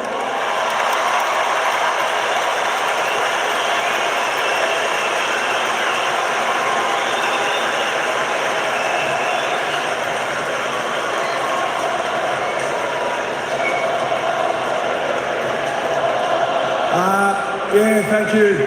Thanks to the Tiger Boys for tonight. It's been 10 years and the occasion's never lost on me. This is an unbelievable game to be able to play in. We had an amazing speaker this week in Paul Warren, and it just puts a lot of things into perspective for the group. And we are truly honoured to be able to play in this day, and I can't wait to watch tomorrow as well, because it really is a great weekend for the ANZAC. So thank you.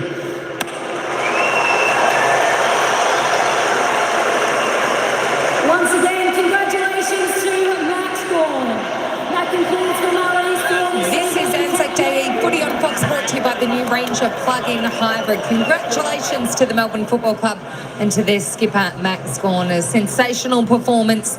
That's 2 wins in a row now for Simon Goodwin's men, and it was set up in a powerful third quarter. Some really big numbers. We're going to take you through all of those throughout our post-game show. Jason Dunsell, Jack Grewalt and Joey Montagna. This was an impressive performance by the D's. Well, I suspect they got a rocket at half-time because it was a monster third term. They came out and just destroyed the Tigers in a quarter of footy, and that basically set it up.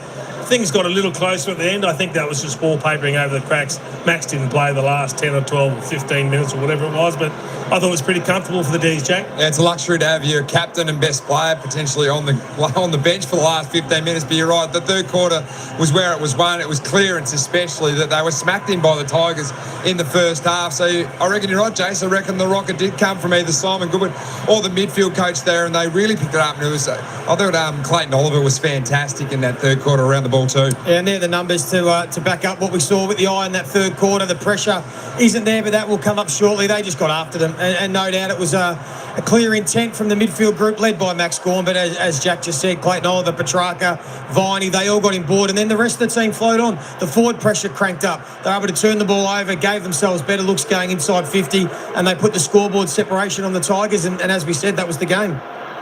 If you have a look at the possessions for the game, Jason, 100 disposals more than Richmond. They just controlled the football. Once they won it, they were able to keep hold of it. Which makes that stat even more impressive. When you're controlling the football and you're going berserk with pressure, to put your fifth best quarter over the last 5 years together when you needed to. When the heat was on in that third term, you had to separate yourself from the opposition. They were able to do that. I thought it was absolutely brilliant. Everything they did was just, it was a powerful half an hour of football. I reckon they've found the handball game, and that's why you can dominate possession and have 100 more possession, 50 more handballs, but still have a pressure number like that, because when you do turn the ball over with a handball game, you've got so many players in the immediate vicinity to then try and get it back, and that is literally what pressure is. So they've found a game that suited them. It worked last week. It's worked again in patches tonight, and it's something that will work going forward for this Melbourne group. We've got some great vision, and we'll have a really close look at that throughout our post-game show. But,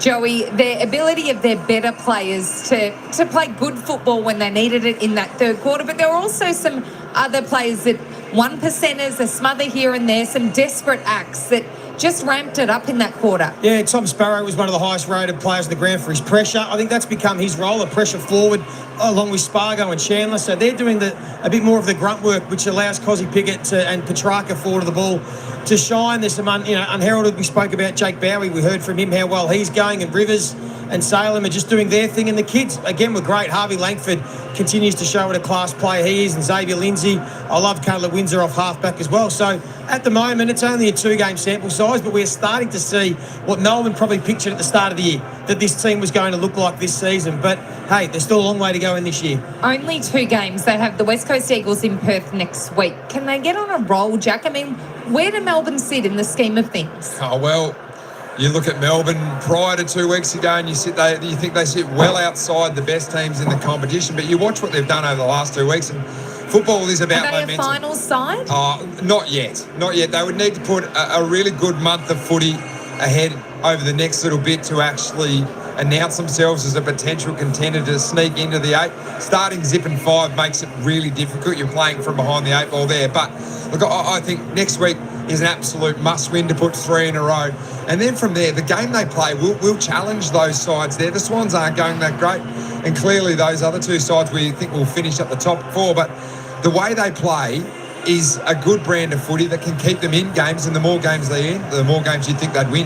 And I think we see they're going to have to play that way, because if they do play slow in contest, they just don't have the firepower in the forward half to be able to really compete and make that happen. So they have to try and manufacture a bit more speed on the game. They've already been doing it. They're the 3rd fastest team for speed of ball this season.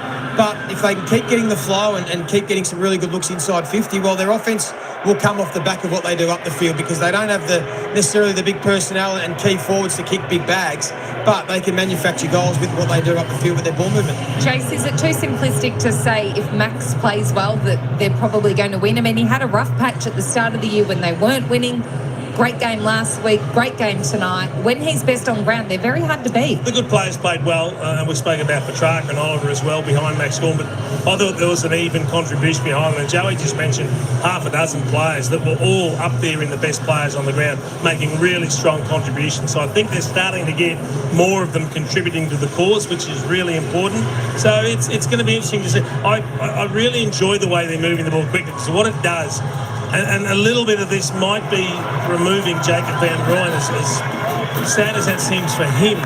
They became a lot less predictable, and by moving it quickly, it was often an open forward line they were going into, and they just looked at whoever had found space and they found a way to connect. So there are some positives the way they're moving the ball into their forward 50 at the moment. Yeah, I think it'd be a bit of a double-edged sword for Jacob Van Rooyen. He'd be looking at the way Melbourne are moving the ball since he's been out of the team and going, why weren't we doing this? Am I the problem? But he's the sort of player that requires that fast ball movement up the ground. So certainly I think Simon Goodwin has got it right at the selection table, dropping Bailey Fritsch and then his output tonight. I would love to have seen him pass that last one over the top to Charlie Spargo, but he's had an impact again, coming back in off a spell in the VFL for a week. So we always believe the coaches know their players best, and I think Simon Goodwin's selection over the last 2 weeks have clearly shown that.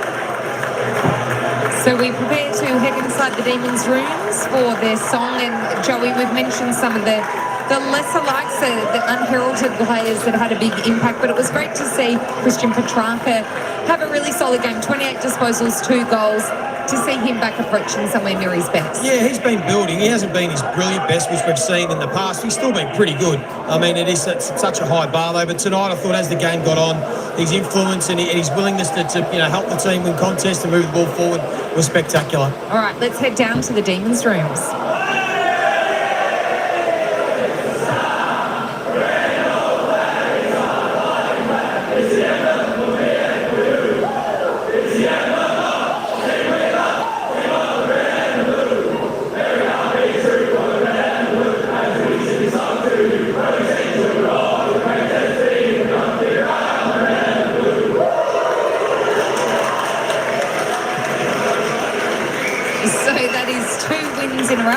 Bubs has much idea what's going on. He's perhaps even sleeping through the noise, courtesy of the headphones, Jack. Oh, yeah, no, it's fascinating getting the kids into that is fully asleep. Fast asleep, that little one there.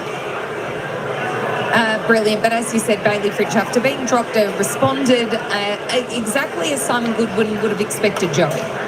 Yeah, I thought he was okay. He kicked a couple and could have ended up with a few more, but he's still working himself into his very best form. But he's another one that's going to flourish with this ball movement, and he's going to be able to get on the end of it. He has to share a bit more of the deep inside 50 with Cozzy Pickett, but it was certainly one of his better games for the season, so something he can work towards and build on. We know Melbourne haven't been kicking big scores. Last week was their highest of the year, 107. 83, Jack, is that starting to track up where they need to, or they still need to be piling on a bigger score? Oh, look, I think 100's the number. But defensively, if they stand up strong, I think that's 74 at halftime, which was their highest score for the season, and they managed to put it on in the first half there. Look, as long as your defensive backyard is in order, you can score 80 points. But you've got to be careful that you're going to come up against some sides that have better offensive output than the Tigers had tonight. I think the Tigers are rating pretty lowly in their ability to transition the ball and score from turnovers tonight. So you have to make sure your defensive backyard's in order if you're going to not score as much as some of the other teams in the competition. Yeah, and as we said earlier, I still think we can see some vulnerabilities. When a team defence is well set, which Richmond were in the first half, and they intercept mark the ball, Melbourne only scored 34 points at half-time. So it wasn't like they were shooting the lights out. Of course, the next quarter and a half was very impressive. But as Jack said, you're going to come up against stronger team defences. They're going to have to play much better offensively if they're to put it together for 4 quarters. But all they can do is build on it. And we've seen some progression over the last couple of weeks and something they can keep adding to. Let's have a close look at the pressure in that third quarter, the premiership quarter, Jason, just how they were able to dial things up, and it completely got the game on their terms. Yeah, and I loved what they did when they didn't have the ball as much as what they did when they won it. The number of smothers, the number of tackles, and often it was 2 and 3 at a time that were putting the pressure on the ball. They were able to create the turnovers, kick the goals, and it was just relentless. And the Tigers had no answer. They started from the very first stoppage, and then it never ended. There's a terrific tackle from behind from Sparrow, who Joey was talking about, on Fosto, who I thought played really well, but unfortunately for him, a couple of mistakes cost goals, but the ball was coming down thick and fast in his area, and the pressure has to tell eventually. If you can put this sort of pressure, I don't care if it's the bottom team or the top team, they're going to crumble at some stage if you're relentless like this. And this is the thing with this type of pressure, is that it's so infectious. You see one person do it, you see another person do it, and then if you're the person that hasn't had a tackle or hasn't been involved in that bit of play, you sort of feel a little bit embarrassed that you fall into it as well. So clearly that's a cultural thing for me. I think sides that pressure are great to play and fun to watch. Jack Viney, 15 tackles, the second most by a Melbourne player in about 25 years. The most since 1999. There you go. Wow, we're going to head down into the room. I've got the same stats as you, Joey. Yeah. Same mail. We're going to head down to the rooms now where Stephen May has joined us. Stephen, we're just talking about the incredible and the frenetic pressure you guys were able to put on tonight, the 1%ers, the smothers, the tackles. How lifting is it to see your teammates doing those sorts of efforts and inspiring, I suppose, for the entire group? Yeah, it's super. It's what we've been working on the last few weeks. It allows us to play our football, front half football. That's where all the good teams are going these days, and we haven't been able to put a lot of pressure on. So I think these last 2 weeks have been incredible. I don't know how many inside 50 tackles we had, but it wasn't just the forwards. Our mids are starting to put a lot of pressure on and win the ball back quickly. Allows us defenders to set up the ground. So yeah, I'm really proud of them. I think they've taken a huge step in the last couple of weeks. Yeah, congratulations, Stephen. Another good win. Great to get a couple back-to-back. Want to talk about your matchup with Tom Lynch, a man that you know very, very well. So quiet off the field, but he's got a little bit of white line fever when he steps onto it. How did you find it? Yeah, it's weird. I watch him every week, and he's always talking. And then when I play on him, he won't speak to me. So, but he knows that's a bit of my tactic. I try and talk to the forwards a bit, so he's giving me nothing. But he's moving really well again. He took some nice marks over on top of me. He's such a long human, and I was pretty dirty in the last couple of goals in the last quarter. We started to play a bit of Hollywood footy and not play the way we did, but. I had a good laugh with him, and it's good to see him doing well. I know he's been really upset not being able to play the last couple of years, so always good to go to battle against the big fella. How do you prep for him? Because it's a unique sort of circumstance. You're co-captains of the Gold Coast Suns, and then you've played a lot of footy together. What does the week look like leading up, knowing that you're going to be playing against a good mate and a former teammate? Yeah, I'd send a few texts, but don't get much back or one-word answers. So I know he's getting into game mode. He messaged me last week about my injury against Essendon, and then I texted him about the way he was going at Mac Andrew and Sam Collins last week, and he was right, he was up and about. So he's such a long guy. You try and put some body into him, try not to let him fly, because if you let him get a run and jump, as you know, Jack, he's so long, and he doesn't have you blocking for him anymore. So he's going to, once he gets those young small forwards to help him out, he's going to be hard to stop. All right, Stephen, this is gold. Tell us about the text messages. What kind of things are you texting him in the lead up to the game? Are you sledging him? Are you just throwing social chit chat out there? Where are you going with it? I pump him up. I go, geez, you're moving well. I haven't seen you move this well for a while. And you kick him straight, and you see the first quarter, you're spraying him. And I said, come on, man. It's like, you should have 3 goals already. And the last quarter, he kicked that nice flush one, and then he's kicked a snap from the boundary, which isn't his go-to. But I just try and get it in his head, not in a positive way. I don't try and sledge him, because as you know, Jack, if you get the big fella angry, he turns into Wayne Carey. So I try and keep him nice and mellow and calm, and hopefully do my best. Hey, just looking at some of the other defenders around you, Maisie, some youngsters have gone back there. Caleb Winslow, we know Jake Bowie's been around for a while, but by far having his career best year, and Trent Rivers as well. It must be nice to have these youngsters working with you alongside you that are using the ball so well that's helping this ball movement from the back half. Oh, yes. So it helps the team ball movement so much. I think, we haven't had a great start to the year, but I feel like our ball movement has been a positive, and guys like Bowser, it's not just his offense. I think he's taken his defense to a new level, and the way he comes forward and impacts his footwork's elite. I know he's done a lot of work on that, so it's good to see it coming out. And you get Windsor down back. Tried to convince him to come play half back. There's a lot more space to run and use your speed, and he's taken that with two hands. And to get McVie back this week, who's a star, he's had a long time out now with that hammy, but he's such a great guy to have down back who can play on those really dangerous small forwards. So, and the old boy Tom Max helping me out. Us two are still battling our way out there, but I think he's been super. And we've been able to bring Trent Rivers down back from the midfield, who wasn't too happy. He was starting to love the limelight in the midfield, but he got dragged back to help us out in a time of need. So it'd be good to get him back in the midfield soon once we get some cattle back. Tell us about Goody's halftime chat. Did it have a bit of spice in it? Because you got absolutely dominated around the stoppages in the first half, and then the midfield went berserk in the third quarter. Did they get a bit of a rev up? Yes. I probably won't relay what was said. He pretty much said what you said there, Chief. Just, boys, you superstars, you need to get going. And, they came out berserk and up and about. And, to their credit, they responded and got the game going in our terms.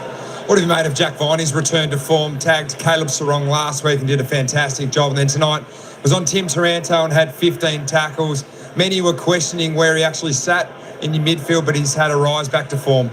Yeah, Jack's, he's his ultimate teammate. He's going to try his heart out. He's going to do whatever's asked, and he's hard as nails. So, when I heard he was tagging last week, I was like, I didn't know how that was going to go because I'd never really seen him as a tagger. But to be able to do that, and then I don't know what Taranto had today, but I thought he quelled his influence pretty well. And it's good to have Jack. We can play normal mid, and if we need to send him to someone who's hot, it's such a luxury. We've never really had someone who can run with someone. So the ultimate professional he is, the way he prepares, and he's going to give his all. So he's the guy you love to play with. What about yourself, Maisie, getting on a bit? And obviously the team didn't start well. You're now a young dad, and are you mellowing a bit as you're getting older and towards the end? How are you going and approaching your footy? Yeah, I've tried to do that, and then I rolled my ankle and Lynch kicked a goal and I lost my marbles. So I try to do that. I've got a little daughter, and I'm trying to be really calm and be a great dad. And I'm like you said, I am a bit of an older player now, and there's a lot of young guys. So back to when you guys were playing and the feedback we used to give, it's changed a lot now. You got to really deliver it in the right way. That's going to get the best out of them. So yeah, that sort of old rah-de-rah, sort of demonstrative sort of leadership is sort of phasing out, and that's been a big challenge because that's what I came into. So I've been able to change my game a little bit, but I try and stay calm. But when a team kicks 5 goals in the last quarter, I let my emotions get the better of me, no doubt. You spoke about leadership, and your captain was fantastic tonight. Can you allay any fears? He spent the last 15 minutes on the bench. He's A-OK, isn't he? Oh, yeah. No, I did see him when I come off, and I looked at him and I said, "Are you all good?" And I think they were just resting the big man. He's just be a 5-day break and got travel to Perth next week, and he's in great form. And I think the coach probably saw it as a luxury to give him a little bit of a spell. But yeah, he's so important to us, and not just his midfield stuff, but able to help us down the line and take some intercept marks. Must really do the opposition coach's head in, no doubt. He's so big and strong, and you got to go around him almost. Stephen, congratulations on the win tonight. Well done on your own performance, and great chat with us here on Fox Footy. We've loved every minute of it. Thanks, Sarah. No worries. Thanks, guys. Cheers. It's a good sport, isn't he? He was chatty, wasn't he? Yeah, he was one of the chatty ones when you used to play on him as well. I enjoyed having a conversation with Stephen May. Great competitor as well. I think he's just under fire without Jake Lever. They've sort of like been the sort of Bash brothers behind the ball for Melbourne. He's really stood up and led that young Melbourne defence, and they're flourishing under him. All right, Joey, let's talk about the handball game and the sheer amount of disposals that the D's had tonight, this new mode of play. Yeah, well, it's just been a clear focus, and we saw it again tonight. As we said, it was a bit hard for them in the first half. They probably weren't able to generate it as much as they would have liked, Jack, because really the game wasn't free-flowing. As we touched on, the team defences in the first half really gave sway, but once the game opened up a little bit and they were able to get the ball from the inside to outside, the forward handball to break it open, they got much better looks going inside 50. They didn't have to kick it long and high to suit the Richmond intercept defenders. They were able to get some space inside the forward 50, and it was a great strength. And you can just see there these numbers, Jason, and almost plus 100 disposals, 11th best differential on record, and same with the uncontested ball. So it's something where they're all getting big numbers, they're all getting to fill their boots, they all feel good about themselves, and more importantly, it is providing a better offense than we've seen from them in recent years. But it makes such a difference when they can fire out a hand pass from these scenarios, whether it's a contested ground ball or an organised stoppage. It's so much better than a dump kick. All of a sudden, you get to connect, you get to build, you get to actually have some methodology going forward instead of, gee, I hope that mongrel kick lands somewhere near a teammate. Yeah, and it's you look at that core three in Petrarca, Oliver, and Viney, is that they're not like the AFL excellent kicks. They're all very sort of grunt players. So, I mean, there's a bit of ego about that as well, to go, well, maybe this is my role currently in this team, is to handball and get it out to this next generation of Melbourne, the youth of Melbourne that we're seeing that do have that ability to kick the football and be really damaging with it. And that's the important thing. Now they've got the guys on the periphery that can all kick it, Lindsay and Langford and Pickett, and we've spoken about the halfbacks all there. So it's really important, and as we said, something that they can really build with and continue to develop for the rest of the season. There's the headline for tomorrow, Sarah. Jack Potts tracks kicking. That's going to get back to him, and he'll be real thrilled to hear that. Let's have a look at the skipper. Big Max, best on ground tonight, as he really took this game by the scruff of his neck, and he's just so dominant. We know that when he plays well, Melbourne tend to do well, and 25 disposals, 9 marks, 5 contested marks. Yeah, well, anyone who was voting for the Checker Hughes medal, this was probably the easiest vote you'd ever have, because Max Gawn was clearly the best player on the ground, Jason, and I mean, we've seen this so many times before. We still wondered how much more of this he's got left in his body, and as soon as he plays a couple of poor ones, we started thinking, oh, maybe we've seen the best of Maxie, and then he reminds us very quickly the last 2 weeks he's been by far the best player again. So, there's nothing more we can say about him, really. He was brilliant. I will say this, and we don't want to demean the efforts of Toby Nankervis, who tries for 4 quarters. He's just not as good an athlete as Max was, and there are times where he just couldn't cover the ground to get there to compete. But he tried his hard ass. She said this bloke's at the top of the tree. Yeah, in previous ANZAC batters, Nankervis has actually troubled Gawn because of the physicality, and we've seen those bigger brute ruckmen actually challenge Max Gawn. But the work rate, I think, and then the football IQ combined, he puts himself in the right spot, I would say 90% of the time. And that's why, as an aerial player, he has such a big impact, because he is constantly in the right spot, and either sides get enamoured with him and then the defenders are able to impact in the air, or they don't do enough work, and Max Gawn, being the 200 centimetre plus giant that he is and a fantastic aerial mark, does what he needs to do. Bubs might have woken up there. There we go. Eyes are open in Bailey Rich's arms. All right, it is time now for our KFC FLG moment, and it is Jake. All right, folks, before we get back there, let's just run through some of the stats. Of course, Melbourne running out victors here by 20 points, 12-11-83. Richmond 9-9-63.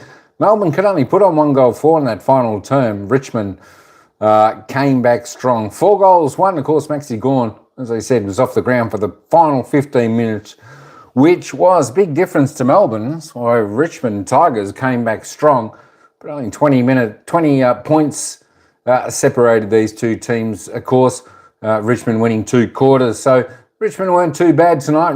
Melbourne were pretty good. I think there's both pluses for both teams in there this evening. Let's just have a quick look at the players' stats and goals before we get back to the commentators. Tom Lynch ended up with 3, most on the ground there for the Tigers. Tim Taranto 2, Nankervis, Mansell, Laylor and Green, all singles for the Tigers. For Melbourne, Petty, Petrarca, Fritsch and Chandler all with 2. Tolslop, Sparrow, Pickett and Ed Langdon was single goal scorers. Disposal getter Christian Salem there tops the table there for Melbourne on 34 disposals with 27 kicks, 17 handballs, 13 marks. Fantastic. Jake Bowie next best with 32. They're the only 2 with 30. Christian Petrarca, good game from him tonight with 28 disposals. Good to see him back up and firing. Of course, Thomas Dow was the best there for the Tigers with 28. Jaden Short, 25. Max Gawn, best on ground this evening as voted. 25 touches, 11 and 14. 9 marks, 4 tackles, 6 clearances, 34 hitouts. Tell you what, he's very, very valuable to the Melbourne side. He is, of course, Stephen May had a great night. Probably took the chocolates over Tom Lynch, but Tom Lynch could have easily had a few more goals. He had a reasonably good game though. Tommy Lynch, 13 touches, 13 kicks, 7 marks, 3 goals, 3. So it wasn't too bad. Just rolling down the stats of your players. There we go. All right, let me just roll back up and we'll just roll through the team stats. They did say someone had a lot of clearances, but I don't see that anywhere. Anyway, Clayton Oliver, let's just have a look at him. 22 touches he ended up with, 9 and 13, 7 clearances. He just looks like he needs to get a little bit fitter, I think. He didn't really have the run that I could see throughout the game. I think Maurice Rioli there for Richmond, he was a little bit the same. He just looked a little bit flat-footed at times. Looked a little bit tired as well. Looking at the team stats, Melbourne about 97 plus disposal count. So they certainly dominated that third part of the quarter, that is for sure. Kicks there about 50 handballs. Inside 50s, they were all pretty levelled up. Let me just go back and look at the scoring shots. Melbourne inside 50, 46 times for 23 scoring shots. Richmond, 18 scoring shots, 43 inside 50. So both teams getting plenty of opportunity. Of course, their disposal efficiency, both teams reasonably good there, 76, 74, as was the efficiency inside 50, both pretty good. Melbourne had the best of the free kicks this evening, 26-19. Their hit-outs, of course, Max Gawn led the way there, 44-36, even though he was off the ground for the last 15 minutes. Clearances all tied up, centre clearances and stoppage clearances all tied up. So Melbourne certainly came back in a big way in that department in the second half. Contested possessions, just a 24 plus 2 Melbourne. Uncontested though, Melbourne just controlling the ball, 79 plus in that department. Turnovers, both reasonably high there, 60-69. Roughly on season's average for both. Controlling the ball, though, gave Melbourne the control of the marking situation, 94, 126, plus 32 there, and plus 3 inside 50 marks, 12-9. As I said, both teams have an opportunity going inside 50, plenty of times, plenty of marks inside 50, which were good to see. Contested marks, Melbourne, just by plus 4. Of course, the tackles there, good to see Melbourne.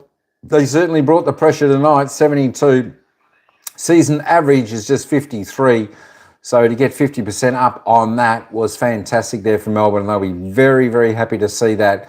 Tackles inside 50, 18-8, pressure everywhere from Melbourne, so fantastic. They'll be very happy with the performance they did, especially in the first and third quarter. Of course, Richmond winning the second and final quarter. Let's just have a look. Just try and reload this ladder up and we'll see if that has adjusted.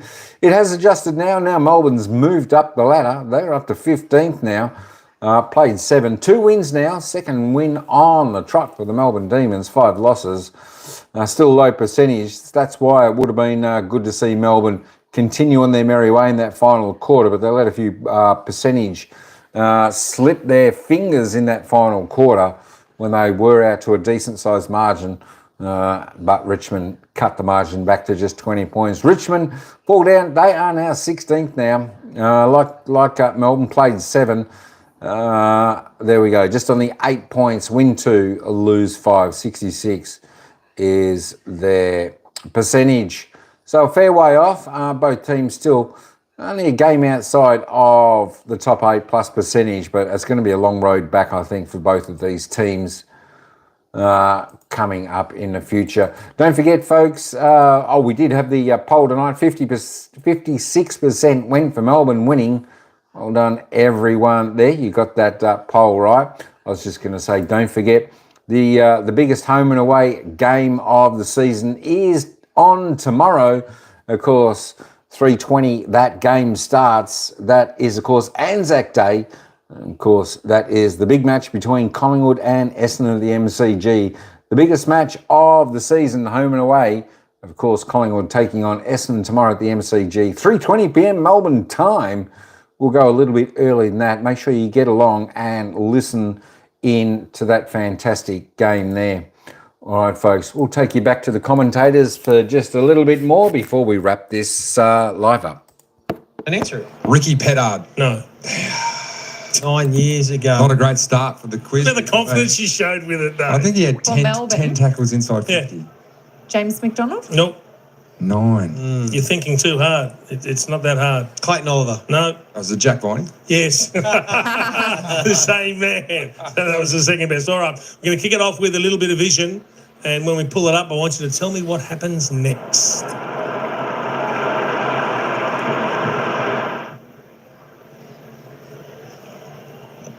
Anthony McDonald about to tee off on the ball inside 50. Is that Jeff Farmer sitting on some? Oh, Joey, you are on the money. You are on the money. And who does he take it over?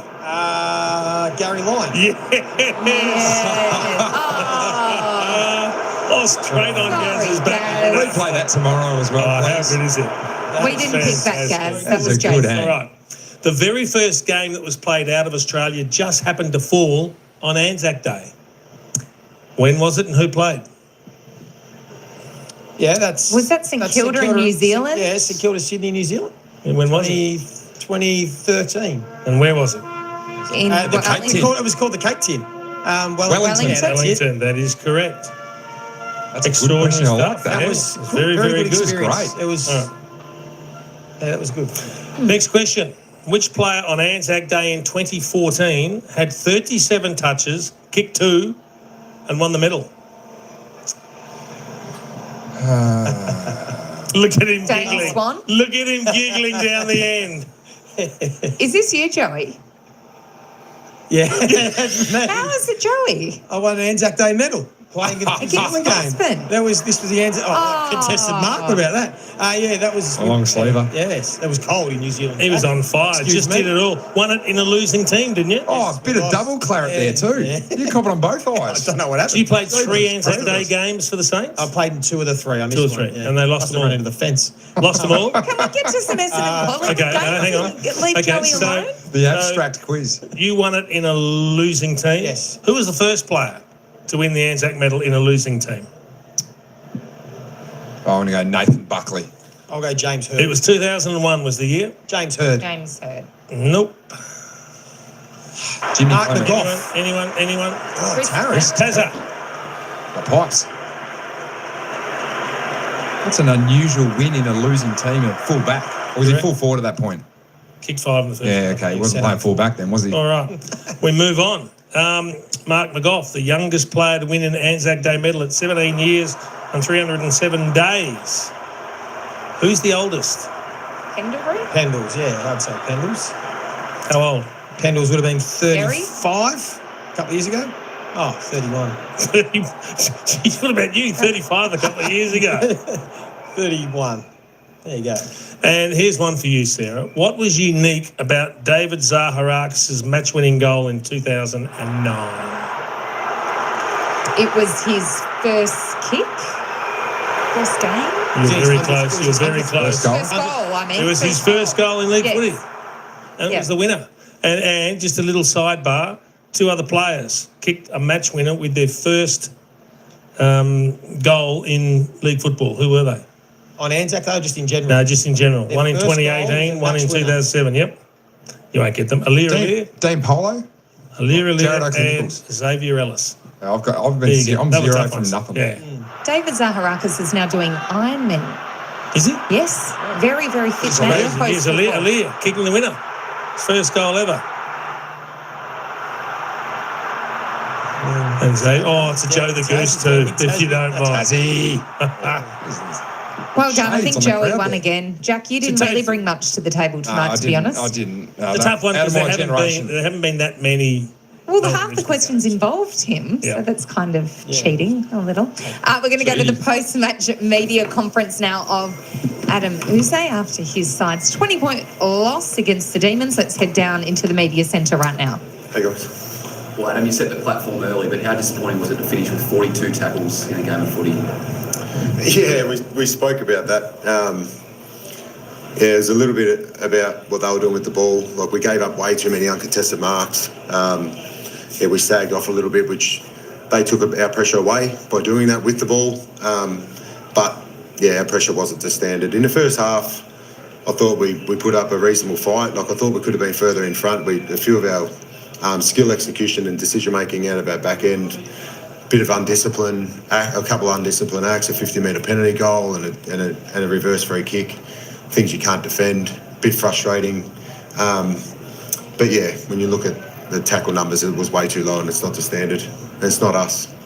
Young group, 5-day break, they look tired to you? Do you think they dropped away with their intensity? Yeah, well, it's a hard one. Like, we've had 3 games in 11 days and we spoke about that after the game, but I didn't want to use that as an excuse. But we do have young players that would never have dealt with that. And a few of our younger boys did look like our small forwards are expected to put a lot of pressure on and energy and spirit, and we just looked a step off at times. But to their credit, in the last quarter, we've had a couple of games this year when our third quarter hasn't been up to standard and the fourth quarter's just got away from us. For us to put up a spirited fight in that last quarter, we know what the occasion is, we know the responsibility we've got to play in this game and how privileged we are. We owed it to our fans to obviously finish the right way, and to their credit, we kicked 4 or 5 goals in the last quarter. We've done that a couple of times now. So, yeah, it was nice to finish off with a bit of spirit, which is all I can ask. How hard is Max going to stop when he's on? Yeah, well, obviously I've worked with him, but to Nang's credit, the first half would have been a great battle to watch. I thought Nang would have been in our best players in the first half. They tore it away, and they obviously respect each other highly. And Gordon's in great form. He's had a couple of really good games in a row now. And their centre bounce in the third quarter really took the game away from us. So we'll look at that, and that's not obviously just Nang's responsibility. We've got midfielders in there that a couple of little failures here and there. We know where their talent is, and that's in their midfield. And their good players played really well in that quarter, and that wasn't good enough, and something we're really disappointed about. I mean, when the team gets a run on like that in the third quarter, it was just like one-way traffic. I mean, when you're in the coach's boxes, it's almost like you feel almost helpless when you're pulling levers that nothing just seems to be working. Yeah, and the hardest thing is when you're losing territory. Like, we lose the quarter 15-7, and I think it was 15-3 at one stage. So when you're losing the territory battle, they've got a really good midfield. But then we're giving up scores from our back half, and we gave up turnovers that we couldn't defend behind. So it was a double-edged sword in that third quarter, which was really frustrating. And like I said, it's not the boys weren't trying. Their pressure went up. Their pressure was through the roof, and to credit to them, their third quarter would have been some of the best footy they played. So, we didn't handle it that well. But like I said, the response in the fourth quarter as a coach is all I can ask. And today they were just too good. Was it tough? It was such an onslaught, obviously, in their part of the ground. Obviously, Bolt was so good last week, but did you find it really hard without him, that presence in that part of the ground with that onslaught going on? Oh, yeah, well, you miss him because he's such a talent. But Campbell Gray comes into the game. He took a nice little one-hander and looked at home. I think he's played one game at the MCG at VFL level, and the exposure he got today against a good team and dealing with that momentum would have been great for him. So, obviously not having Noah was disappointing, but like I said, all along we had an opportunity to play a young player, and he gets to play in front of 80,000, whatever it was there tonight, and a lot of our boys would have got a fair bit out of that, playing in a big crowd, big moment, different lead in. So that's just growth that will be better for in the long run. A massive weekend on Fox Footy coming up for the ANZAC appeal round, and a huge month of sport. May is going to be enormous on KO and Fox Sports.